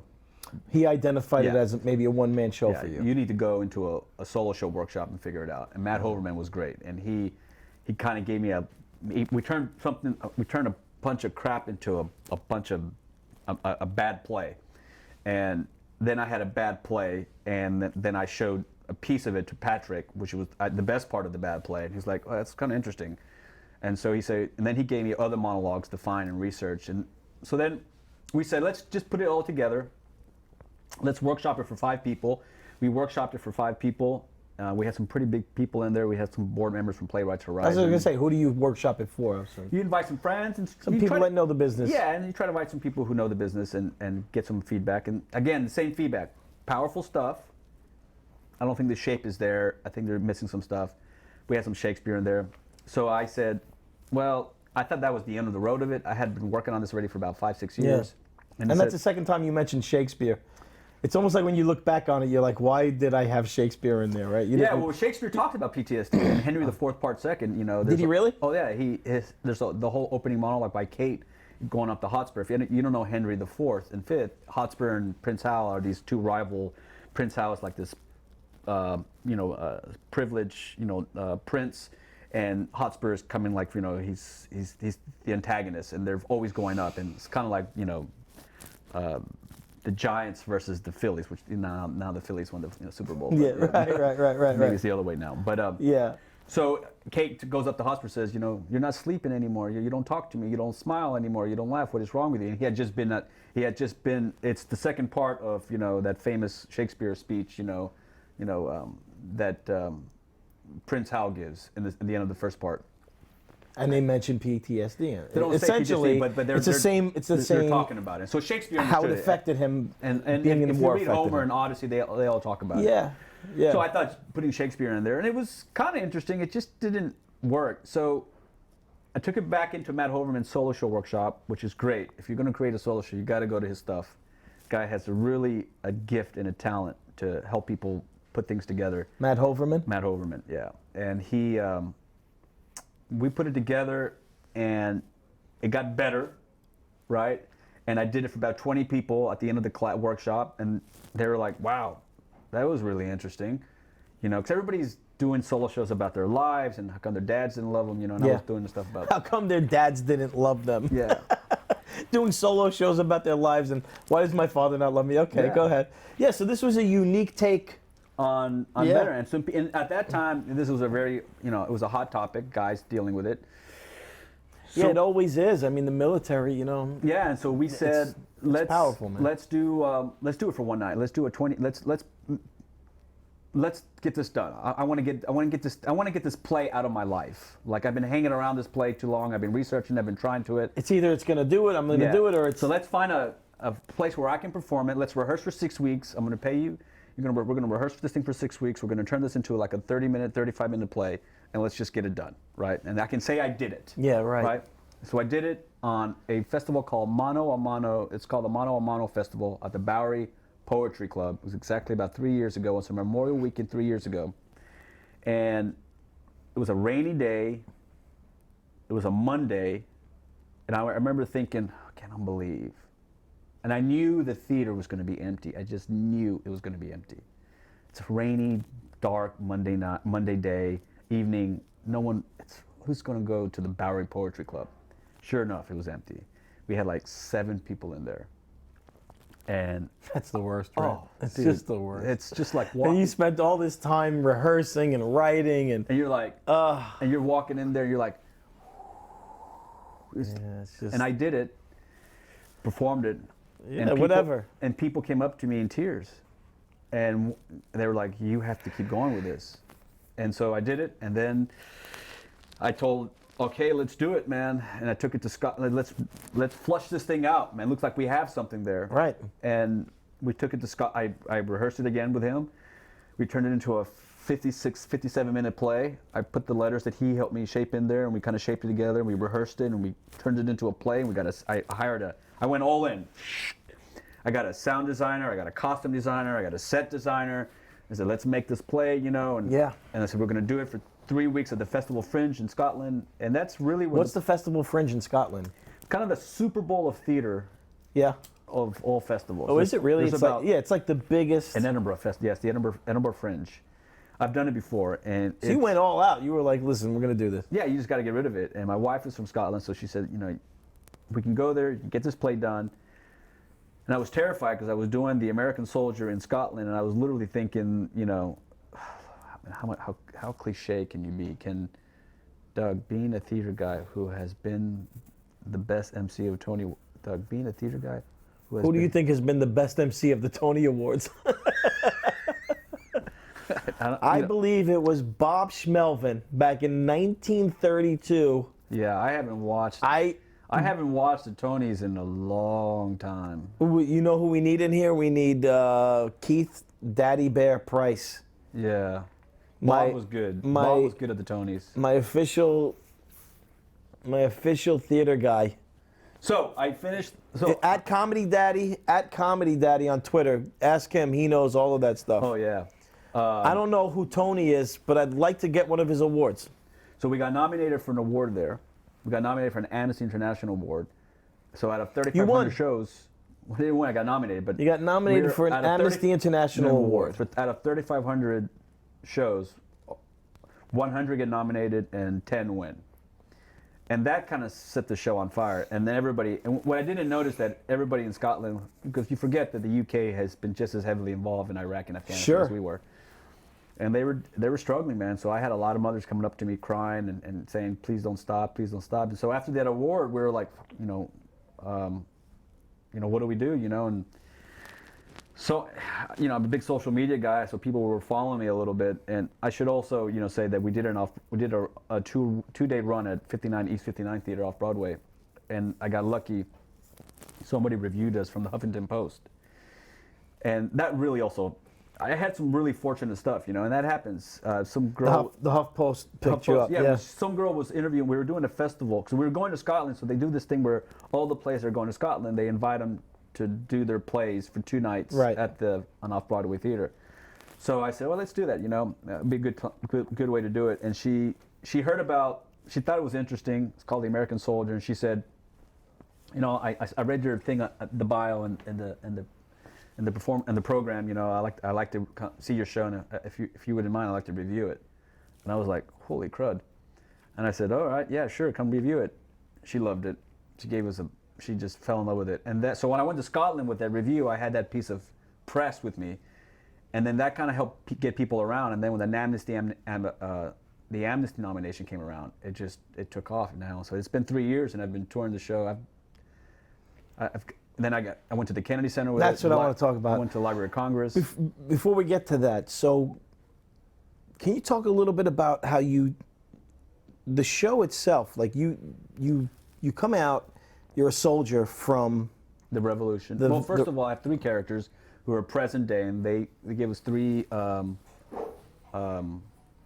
He talks about discipline, teamwork, and brotherhood. Right. And then I do the Revolution, and then I go to Vietnam, and then I go back to the current guy, and then I go to World War II, then I go to Afghanistan, and then I play a wife, then I play a son, I play a grandfather, I play a Civil War guy, I play a World War I guy, and then I finish back with the last monologue, which is the brotherhood.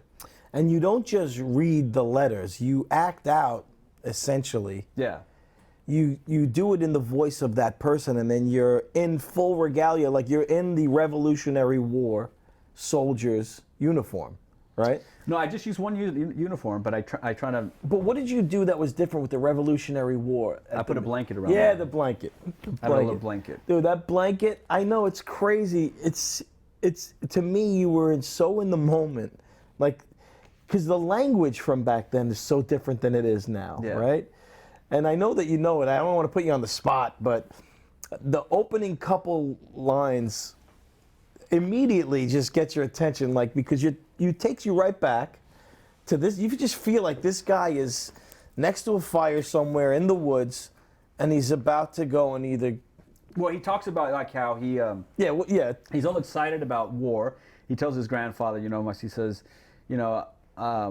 my grandfather talked very little to me about the French and Indian wars. And when I would ask him what it was like to fight in wars, he would answer me with these steely blue eyes of his, almost as if the eyes themselves were speaking to me. And that was a piece of text that I found, and I remember like, oh my God. That's amazing, Fucking right? amazing, right? So every once in a while when you would do research, you would find some really eloquent stuff.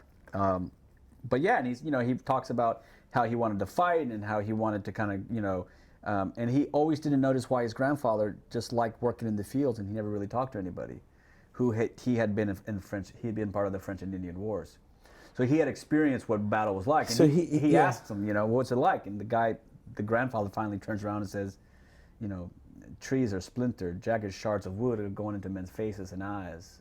The forest screams, officers and soldiers roar, horses shriek.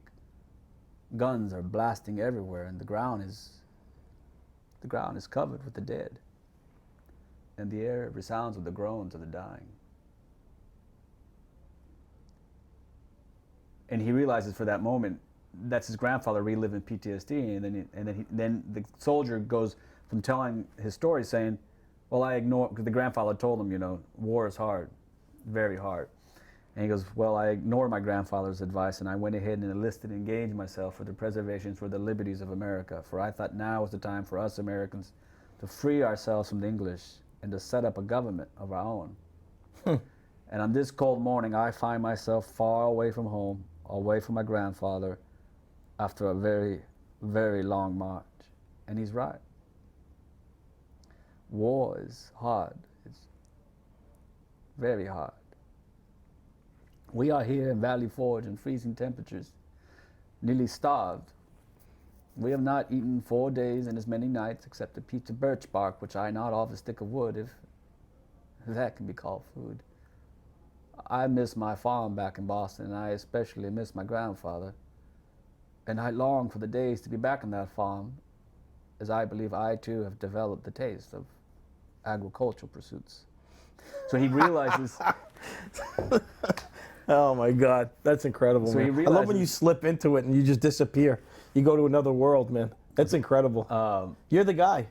Yeah, You're so- the guy reading the letter. That's writing the letter. That's great. And he comes to and he realizes, now he understands why his grandfather was basically silent and always working in the fields. It came full circle. Comes full circle, But yeah. how amazing is it that you found that particular letter in that story to tell, Yeah, well, to sift through all of that stuff? that's awesome, brother. Yeah, RPod77, isn't he amazing? You guys, go to this website, sign up, Yeah. become a fan. And so the play Unbelievable. is struck a chord, and it's obviously struck a chord with veterans. When veterans see it, they get really struck, because what's happening with a lot of guys is they're having a hard time, speaking, having a voice. It's So it difficult. becomes a mouthpiece for them. It does. I mean, I watched it, and it's amazing. It's amazing the journey you take people on, because at the end of it, there's Thanks, a lot of teary-eyed. Thank you, Shrimp525. Thank you, RPod77, on behalf of Doug, because that was amazing. Almost as good as my upcoming one-man play. It's my tribute to the different types of pizzas that existed over the years and my struggle with eating them. Yeah, and you start from the revolution, I too, start right? from the revolution, where pizza had no sauce. I remember when the pizza alone and no salsa. Yeah, it's And I told my grandfather, "What come I know I'm no pizza, no sauce?" My grandfather looked at me and he said, "Pizza is it's a harder. I remember my grandfather. He was a dumb old man. he had this, how do you say in English, diabetes. Yeah. And, all right, so I digress. Listen, so And what's you find that guy, you tell that story. Yeah. Give me a second. Sifting through all those letters, as you're reading those words, that's like poetry. That's just a common letter from a common guy. Yeah, But well, that language was poetic. Yeah, you know? And so you try to. Some of the letters I had to flush out. So as I always tell people, is that, even the Vietnam guys, even the Afghan, even the modern letters, that there's always nuggets of interesting stuff in them. Yes. But a lot of it is mundane stuff because this guy is basically on their downtimes writing about today we had an MRE, today we marched 20. The one thing about soldiers, which I found, there's two common themes that I found about all the soldiers, which I think is fascinating, and one day I'm going to write a play about it.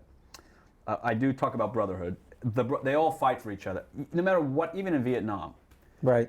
With all the controversy about Vietnam, they, at the end of the day, they're fighting for each other. They're brothers. They're going to go brotherhood. down together, right? But they all hate marching. Marching. They talk about marching like it's just the bane of their existence.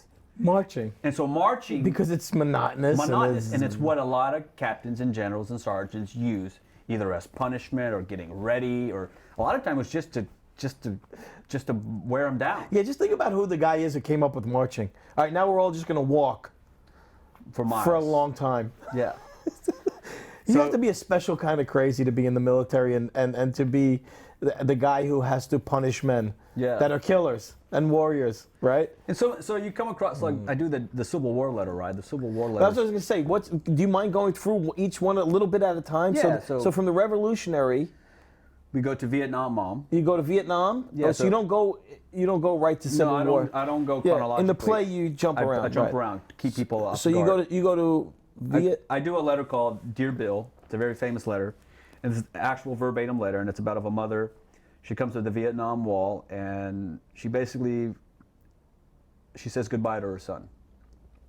She finds out how he dies.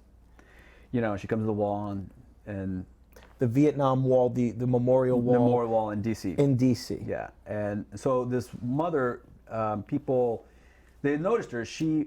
It breaks your heart when you do the letter because you have kids. Yes. I have kids, and the idea of losing a child, it's hard to fathom. Yep. And you can tell that she was really in love with her son, as all parents are, but she had a very tight bond with him. So she comes to the letter and she basically says, I'll just do it as the first bit, the letter's long, but she says, Dear Bill, I have come to this wall again to see and touch your name. And as I look at your name, I wonder if anybody here realizes next to your name on this black wall is your mother's heart. A heart broken 15 years ago when you lost your life in Vietnam. So I look at your name, William R. Stocks. I think of the times I must have wondered how scared and homesick you must have been in that strange country called Vietnam. And how it must have changed you. For you're always such a happy-go-lucky kid, never sad, never unhappy until the day I die. I'll always see you, how you laughed at me. But this past New Year's Day, I finally got my answer, and so she goes on. That's a very powerful. Dude, I'm gonna cry. I know moms have to be crying right now, right? And that shameful Chicago phase you went through. First of all, it's so powerful. Second of all, again, man, watching you become the people. That's like a true form of art to me. It's really special what you do, man. It's really incredible. Yeah, But it's powerful because you're giving voice to some people that otherwise may not have been heard. Yeah, it's been a fascinating journey, man. I mean, I've been blessed to go to some amazing theaters, and I've been traveling the arteries of America, and what you get from doing the play is we have so much more in common that we do. So if you watch, if you watch the news stations, like if you watch CNN, you actually think President Trump is going to be, he's going to be impeached any second now. Yeah. You flip the channel on Fox, and it's like, they're talking about something completely different. Yeah. And you get this polarization in the country from basically, from the news channels that doesn't. There's disagreements, right? But it's not really there, when you travel the country, and I know. and you meet people. The one thing I get out of Americans when I travel, and I've been to Kansas, I've been to Virginia, I've been to upstate New York, I've been to New Jersey, I've been to, I can't even remember. I've been in a lot of places, and man, people are just working their butts off, man, to pay the bills. Yeah, essentially it's the same thing. It's just everybody's just working, working, and they're it's kids, school, mortgage money, car payments, vacations, trying to do the best for your children, exactly. the whole 9 yards. The whole 9 yards, Yeah. and it's been as I'm doing the American Soldier, and what the play really talks about. Play is really about grunts, and how the immigrant population around the world have come to this country, and they've all fought for this country.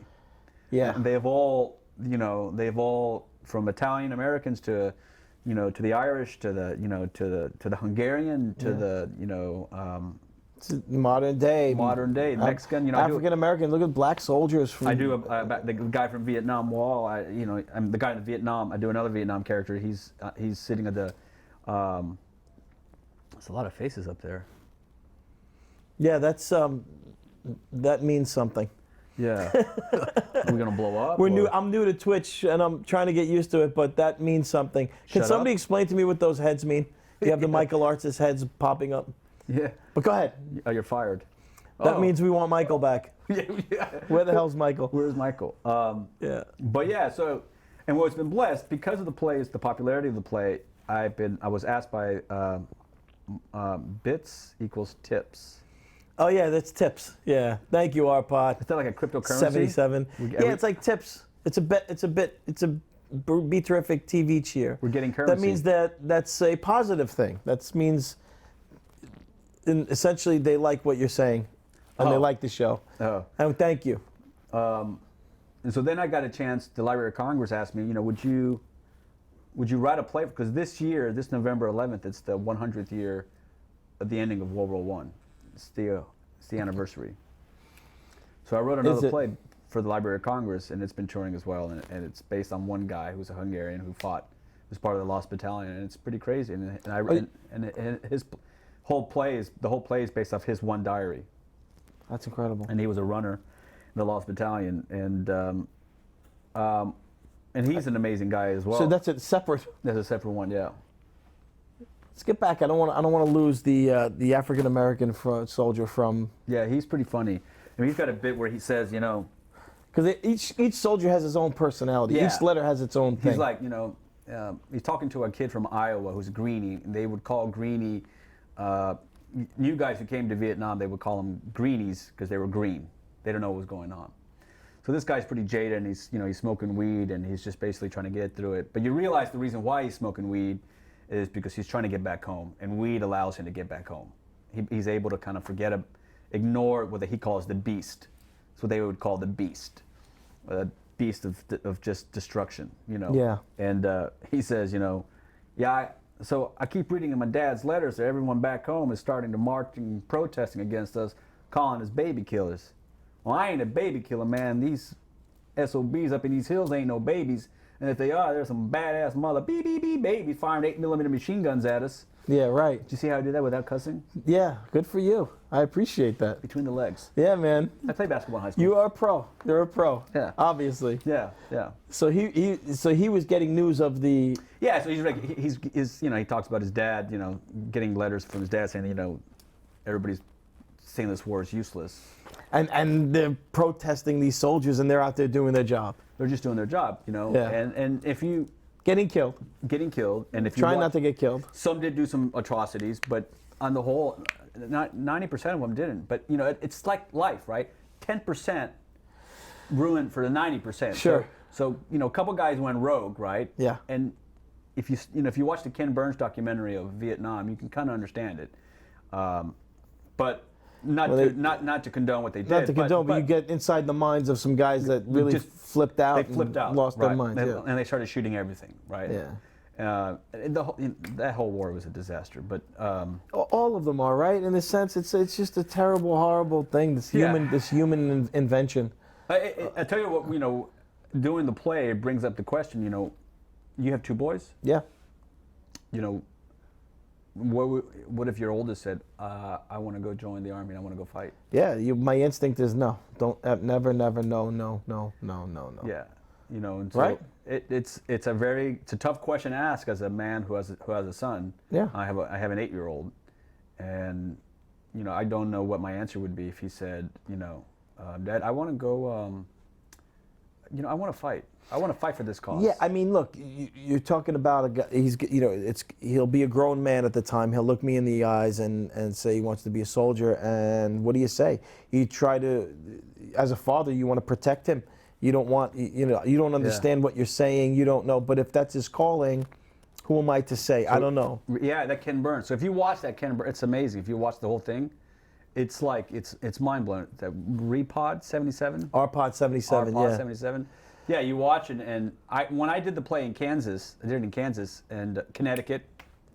Yep. Can't tell you how many people who saw the play were emailing me saying, "We just saw the Ken Burns documentary, and we thought about you and your play."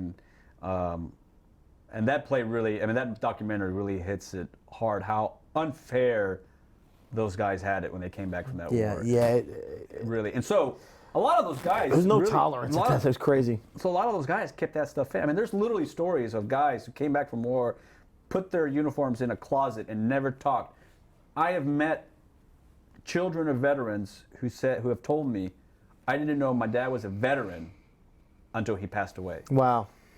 They just would not talk about their experiences. Wow. They just would not talk about their experiences. And I did the show at Bannerman Island up in the castle, and I had a guy come up to me and said, my dad was in the Second World War. He had a horrific temper. He drank a lot. He was exactly like the guy you do in Iwo Jima. And I didn't find out that he was a veteran, which is now I know why he was so angry until he passed away. Yeah. Think about that. That's insane. Like your dad was part of, No.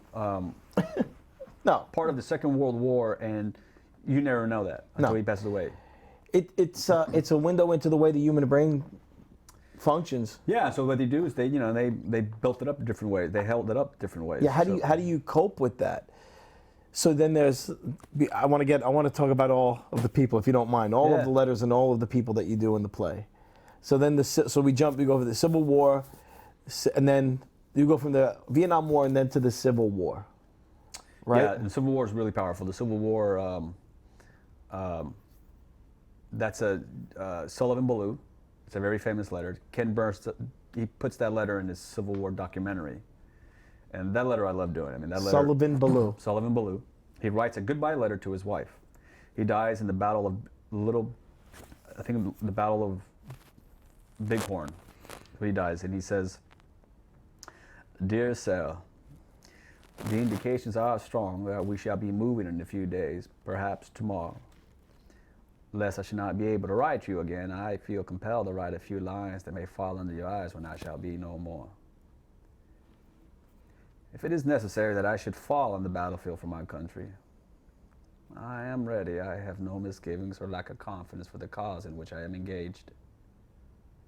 My courage does not halter or falter, for I know how strong the American civilization now leans upon the triumph of our government and the great debt we owe those who went before us through the blood and sufferings of the American revolutions. And I am willing, perfectly willing, to lay down all my joys in this life to help maintain this government and to pay that debt." And this next line is really the best one. "Sarah, my love for you is absolutely deathless, and it seems to bind me with mighty cables that nothing but omnipotence can break. But my love for my country comes over me like a strong wind, and bears me irresistibly on unto the battlefield. I mean, he literally says, I love you so much, but yet, Yeah.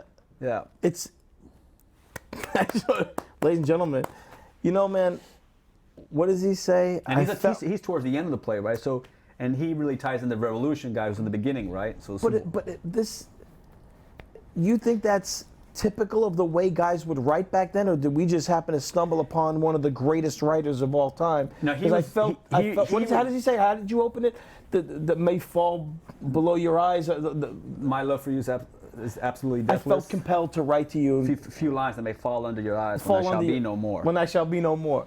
What? He just knows that he's going to die. But it's poetic almost. No, they just don't talk like that anymore. And what I love about that letter is that, you know, it's become a very famous letter. It's been done like this Arpod. Yeah, Arpod. I remember this letter from the doc. Yeah. Technoblaze said people just don't talk like that anymore. Such a shame. And yeah. he basically says, you know, he's saying goodbye to his wife. He's got another great line. He says, this is what gets a lot of people. He says, and I mean, it's hard to go into the end of the monologue without going through it.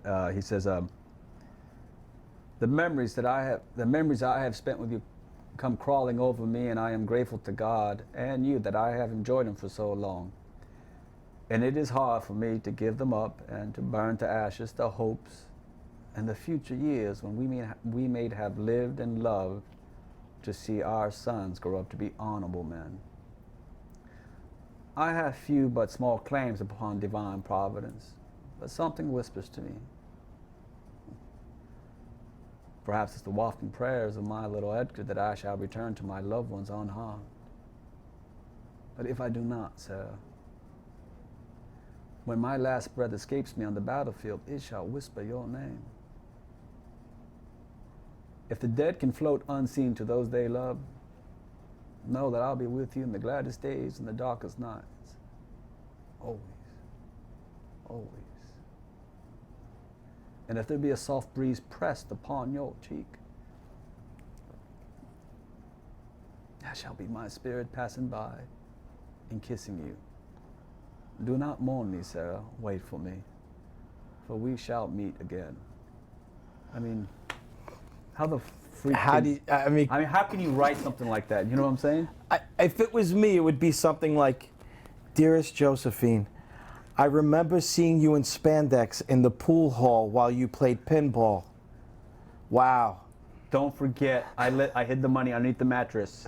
There's $5,000 cash in my sock. Don't give any money to Mom.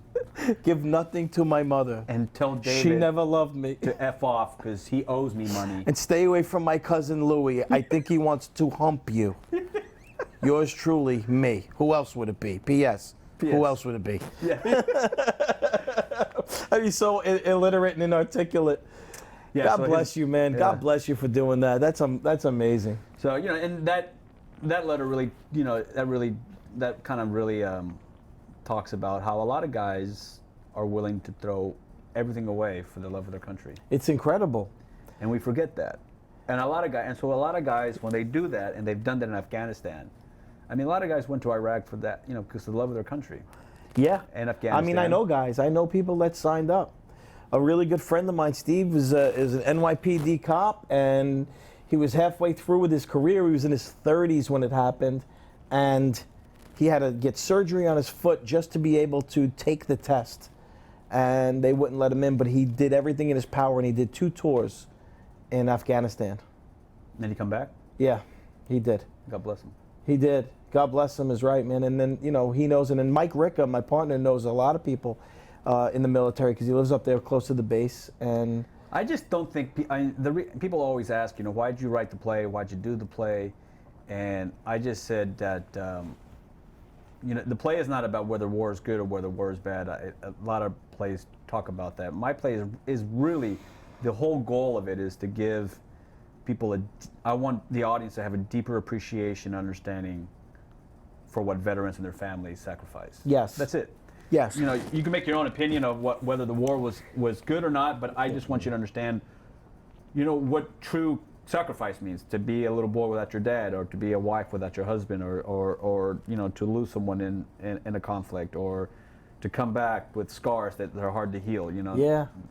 And these are people that are intertwined, and we should understand that, and we should, you know, and if the audiences are able to see those kind of, have a deeper appreciation for them, so maybe when they see a veteran, they'll be more understanding, and maybe that veteran will feel better, and maybe he'll go get help, you know. Yeah, without question. I think that's the overriding message is to be able to let vets know, like, there's help out there. You can, there's guys probably going through it right this second. Well, If that's the main somebody thing, was watching and saw this and say, look, maybe there is help out there. What you're going through is not uncommon. And the main thing is to talk. Like I'm working with Thomas Edison State University, and I'm writing a web series for them. And the main thing is to get Thomas Edison State University. Thomas Edison State University writing a web series For them, yeah. And the Military Times is they've asked some interest in it. The Military Times and Thomas Edison State University have been big fans of my work.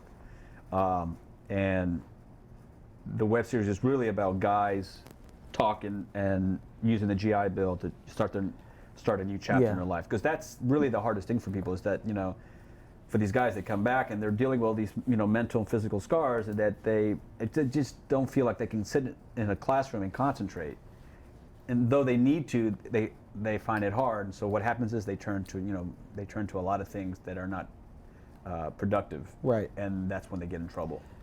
The Military Times is a It's basically the New York Times. So the Military Times writes for the Army, the Navy, the Marines. Like there's an Army Times, Navy Times, there's a Air Force Times, and so the Military Times is those times are branches from the Military Times. So they're like every veteran, everybody who's in the military reads the Military Times. Do you get a lot of soldiers coming up to you or contacting you? All the time. Yeah.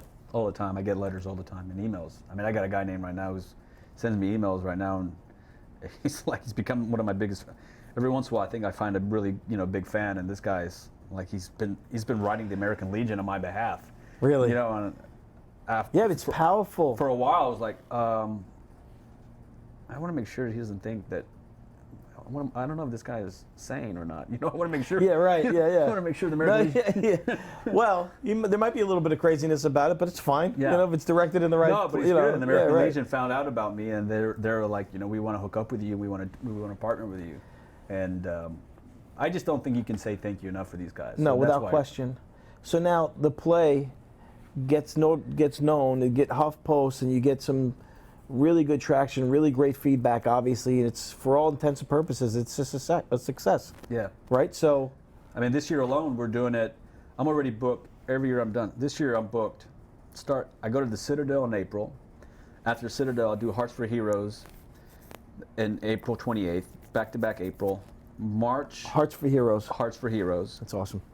March, I have off, and then I go, and then in September, I do it at Union Performing Arts Center. And then in November, and then in May, I go to the Library of Congress again to do the World War I play.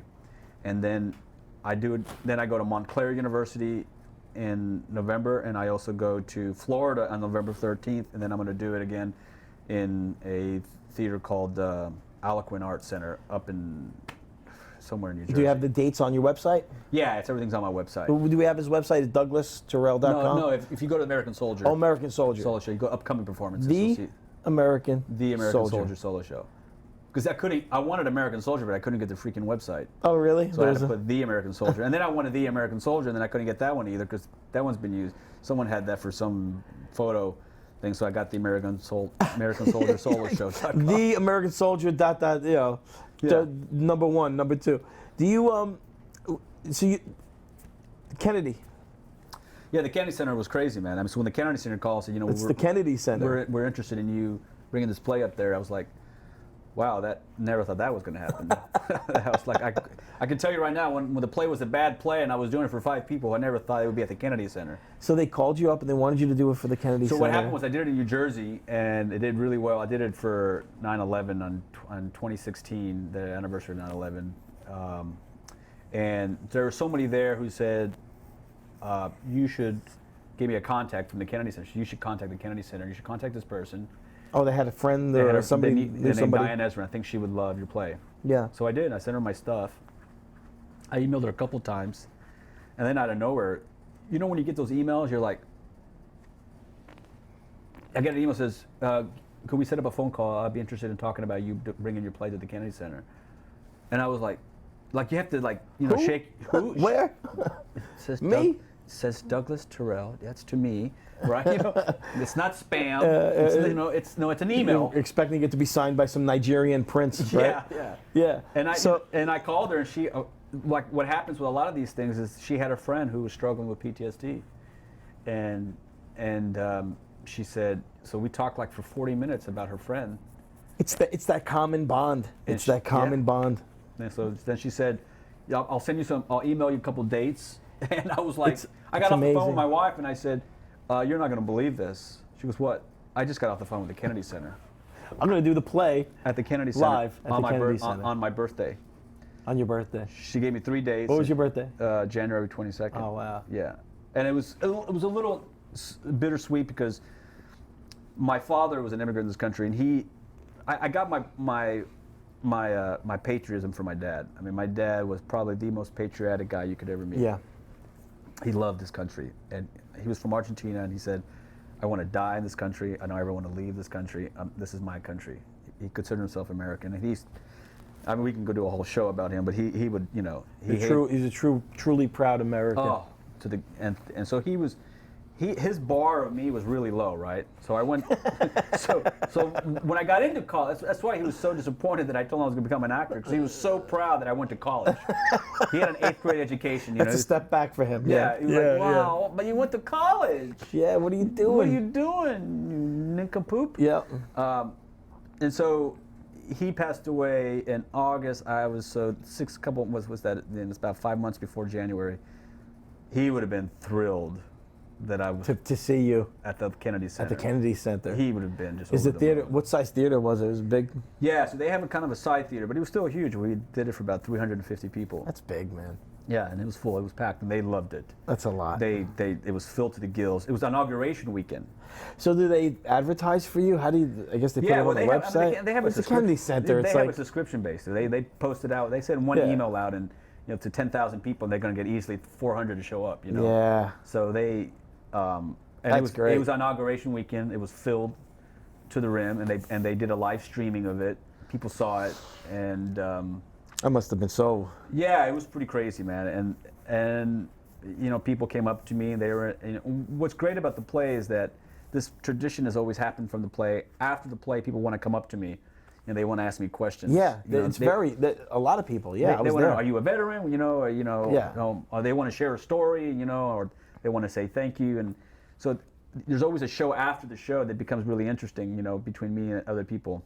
And in the Kennedy Center, man, I mean, I had guys in tears coming up to me and saying, telling me their stories and saying thank you, connecting with me. And that's how the Library of Congress went as well. I mean, once the kind of press got in D.C. I was going to say, what happened with the Library of Congress? You go from the Kennedy Center. Then to the Library of Congress. And how did that happen? That was, I mean, they heard about the play, and they said, we heard about this play. We want to do. They're doing something called the Veteran History Project, and we want to do I don't know if a celebration. We want to commemorate the ending of the First World War, which is coming up. Could you add some World War I monologues to your play? And I said, well, the play is kind of cooked. I can't really add any more monologues to it. So then they said, would you write a play? And I was like, oh, Jesus, when do I have time to write a play? Right. Another play. But as my wife said, she goes, when the Library of Congress asks you to write a play, you say yes. But what do you do with do you do a special Library of Congress performance? Yeah, so for this play, I performed it I'm going to do it again on Memorial Weekend. Where? They have a theater there? Oh, yeah, they have a gorgeous theater there. Yeah. It's called the Calvin Coolidge Theater. It's gorgeous. This is just tailor-made for that kind of stuff. Oh, yeah, it's an old theater. It's an old theater designed by Miss Coolidge, who loved violins. She was apparently fascinated with violins, and she was a big supporter of the arts. Right. And at that time, the Capitol didn't have a decent auditorium. Yeah. So she was like, we got to build one. We need one. We need one. And she built this state-of-the-art, this beautiful, it probably holds 500, 600 people. I mean, it's gorgeous. I didn't fill it, but I had probably about 150, 200 people. Yeah, you know, it's funny. I didn't feel it because you always think about how many people are going to show up and everything. It's part of It's part of it, you know. The problem is, no one. I mean, it's hard to get people. I mean, as you know, man, it's hard to get seats in the butt. Yeah, butts in the seat, it really is. It really no matter is. what you're doing, it really much is. less theater. Yeah, that's right. If I had if I was walking around naked and smacking, some dude around, Yeah. I could probably, Yeah, I know. be on True TV. I could probably fill it. Yeah, but that's it's a challenge, but you make it happen, man. People do show up. Every time I went and it was like, there's people there. So, and it's worth it. Yeah, it always gets. It always seems to get just. It always gets the people there. I did it when I did it in Kansas. We had, I had about 400 people in Kansas, and it was crazy how big that house was. It was like a 1,200 seat house. It used to be an old basketball gym from the 1950s. Oh, wow. Like Hoosiers. Yeah. And they turned it into a theater. Oh no. Yeah. The moment they told me that, all I can hear is that theme song from Hoosiers. Yeah. And Gene Hackman. What's wrong with you guys? What's wrong with you guys? Gene Hackman. Gene Hackman. Yes. I can make the shot. And you're thinking that the whole time while you're doing the show. I can make the shot. Doing the show. Listen, man, it's almost. What time is it? Look, see, we only got 5 minutes left. Yeah. See, This is a It blessing goes being by on quick. here. You're great at this, man. I really Thank you, appreciate sir. you always bringing me. No, I appreciate that. I'm though. glad we didn't. I think by them not allowing us to cuss, it keeps like railings. It keeps railings. Well, Railings. It's really, and it's also self-imposed. I talked about it yesterday. We want to broaden the audience, number one. Number two, a good friend of mine, Jackie, the joke man, Jackie Martling, he always tells me that comedy is all about restraint. So It's true. he loves the podcast. Thank God we're doing well with the podcast. Your But- podcast rocks. Yeah, thank you, man. But the idea that we, and even Mike Ricca, my partner, and Bruno and our friend, we all say we don't need to. You can talk about the same stuff, do the same subject matter, but rein it in a little bit, and we're able to do this with the guys at Be Terrific. So Yeah, you get like Brian Regan, Brian Regan. I mean, that's, Brian Regan, Yeah. right? I mean, he said the reason, he just never cussed, and he started booking like big family events, right? And Yeah. then he started realizing, there's actually there's a demand for this, so you broaden your audience. You broaden your You audience. really do. I mean, in my head, I was always thinking about that, freedom of speech. I don't want anybody to tell me what to say or how to say it, but it's not even about that. I'm not fighting that fight. There's no FCC coming down on us. I created a fight in my head that didn't exist. Right. And I've always been able to the thing pull is, it off. you're funny. Thank you. Yeah. No matter what you say. Right. I have a friend named Mark, and he used to get so mad at us because I always thought he was being a smart butt with me. Yeah. He goes, no, I'm just answering you. It's just the way he is. It's just his delivery. It's just his. His delivery. Yeah. And you're Doug. You Thank have you. been a great guest. I was just going to say, Oh, Doug, you have been a great guest. Thank you. Terrific show, everyone. Thank you, Techno Blaze. Thank you, Techno Blaze. And everybody, our pod and Shrimp Our Pod. 525 And the Norwegian curling team. Norwegian. Special thanks to the Norwegian curling team. And I just think that those pants should be. Can we bring up those pants in the last 3 minutes? I think we have to wear those pants on the show. Yes. Look at that. Look at that. I love how we go from a subject. Hard. What is he saying? What is that word? Hard? Hard. Like harder means like shuffle faster, and then he'll go hard, left.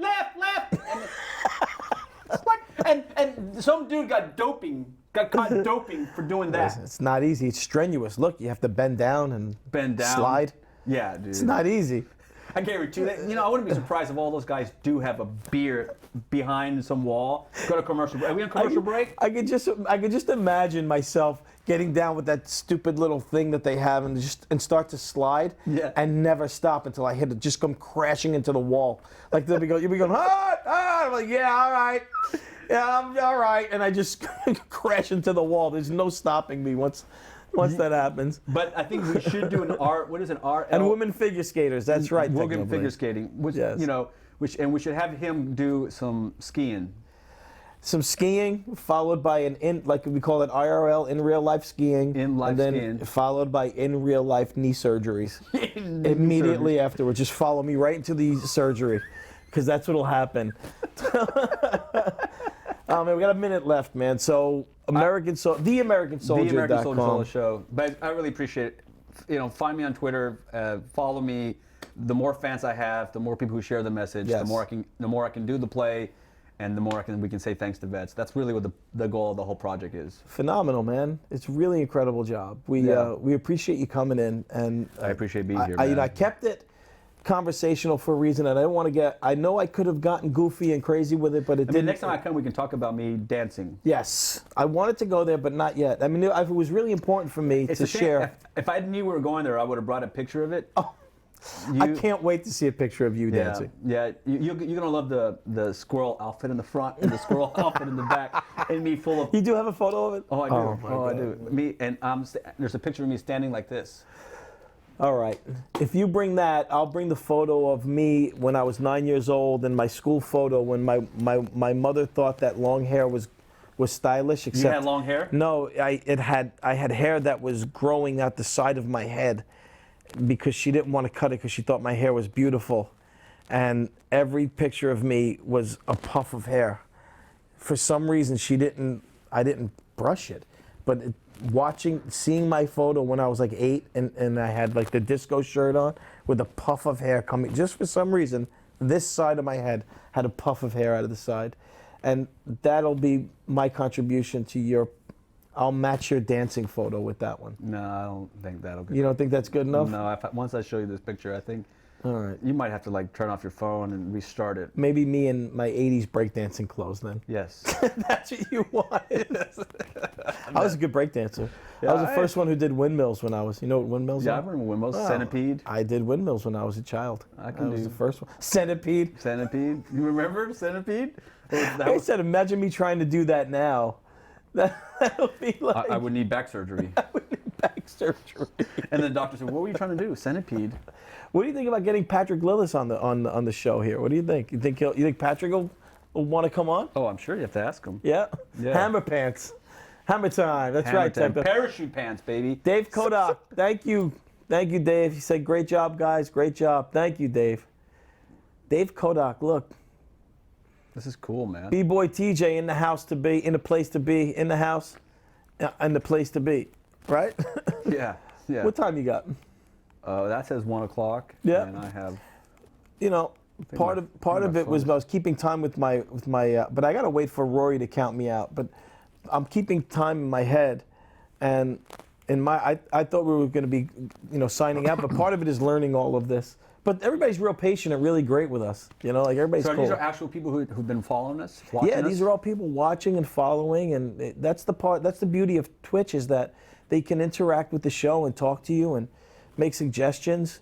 You know, at one point in the conversation yesterday, somebody told me to move on from that. Like, yeah, They act as editors. yeah, edited it, and I remember. That's enough. Yeah, they were like, this is getting too depressing because we were talking about there's a female comedian in, and she was came from an Orthodox Jewish family, and you know me, I like to get into the history of stuff. I like to get to where you came from and what got you here. So it was sad. She got married at a really like 17, 18, and and it got sad. And see, the owner. Technoplay says the podcast is more productive than the meetings I have been on this morning. And then the owner said, so sad. See, it was sad yesterday, right? I don't know if it was you, but somebody yesterday was like, move on from this. Let's get more positive. But I wanted to get deep into, I wanted to find out what made her tick and why she is the way she is. But it's cool because you can interact. And, Mike that you met, Michael Artsis, Yeah. he goes out and he does like 6 hours live. He'll do 6 hours of live TV, right? Artfully, man. That's awesome. Artfully imagined. So he'll go out and he has Adam with him and Courtney, who I got to say hi to Courtney. Courtney's amazing. We worked together last night at the Crypto Monday. So him and Courtney will go out and he's got this amazing camera crew. Courtney's one of them. Following him around trade shows and like the toy fairs. And then, this is what we see out there. Dr. Milch, Facebook Live. the best. Awesome. I gotta Thank say, you. Robert Campbell's watching. I grew up. So this guy was the father, one of my best friends. He saw my play in Houston. Okay. I mean, he was a veteran as well. So they're commenting there? Yeah. What's his name? His name is Bob. Hey, Bob. Bob. What's up, Bob? Thanks for watching on Facebook Kyle, Live. Thank you for high watching school. on Twitch TV. We're on Apple TV. If you go to Apple TV, download the Be Terrific app. We have a Be Terrific app on Apple TV. Can we download this? Yeah, you could watch it on Twitch TV, the reruns. Yeah, Dr. Milch, thank you so much, sir. I appreciate it. See, yeah, now it's live, and then I post it, and it's posted. Oh, he's posting live. Look at that. Whenever you want to wrap it, just say goodbye. And Okay, so listen, we'll wrap it up. We're going to wrap it up now, Facebook Live and Twitch TV.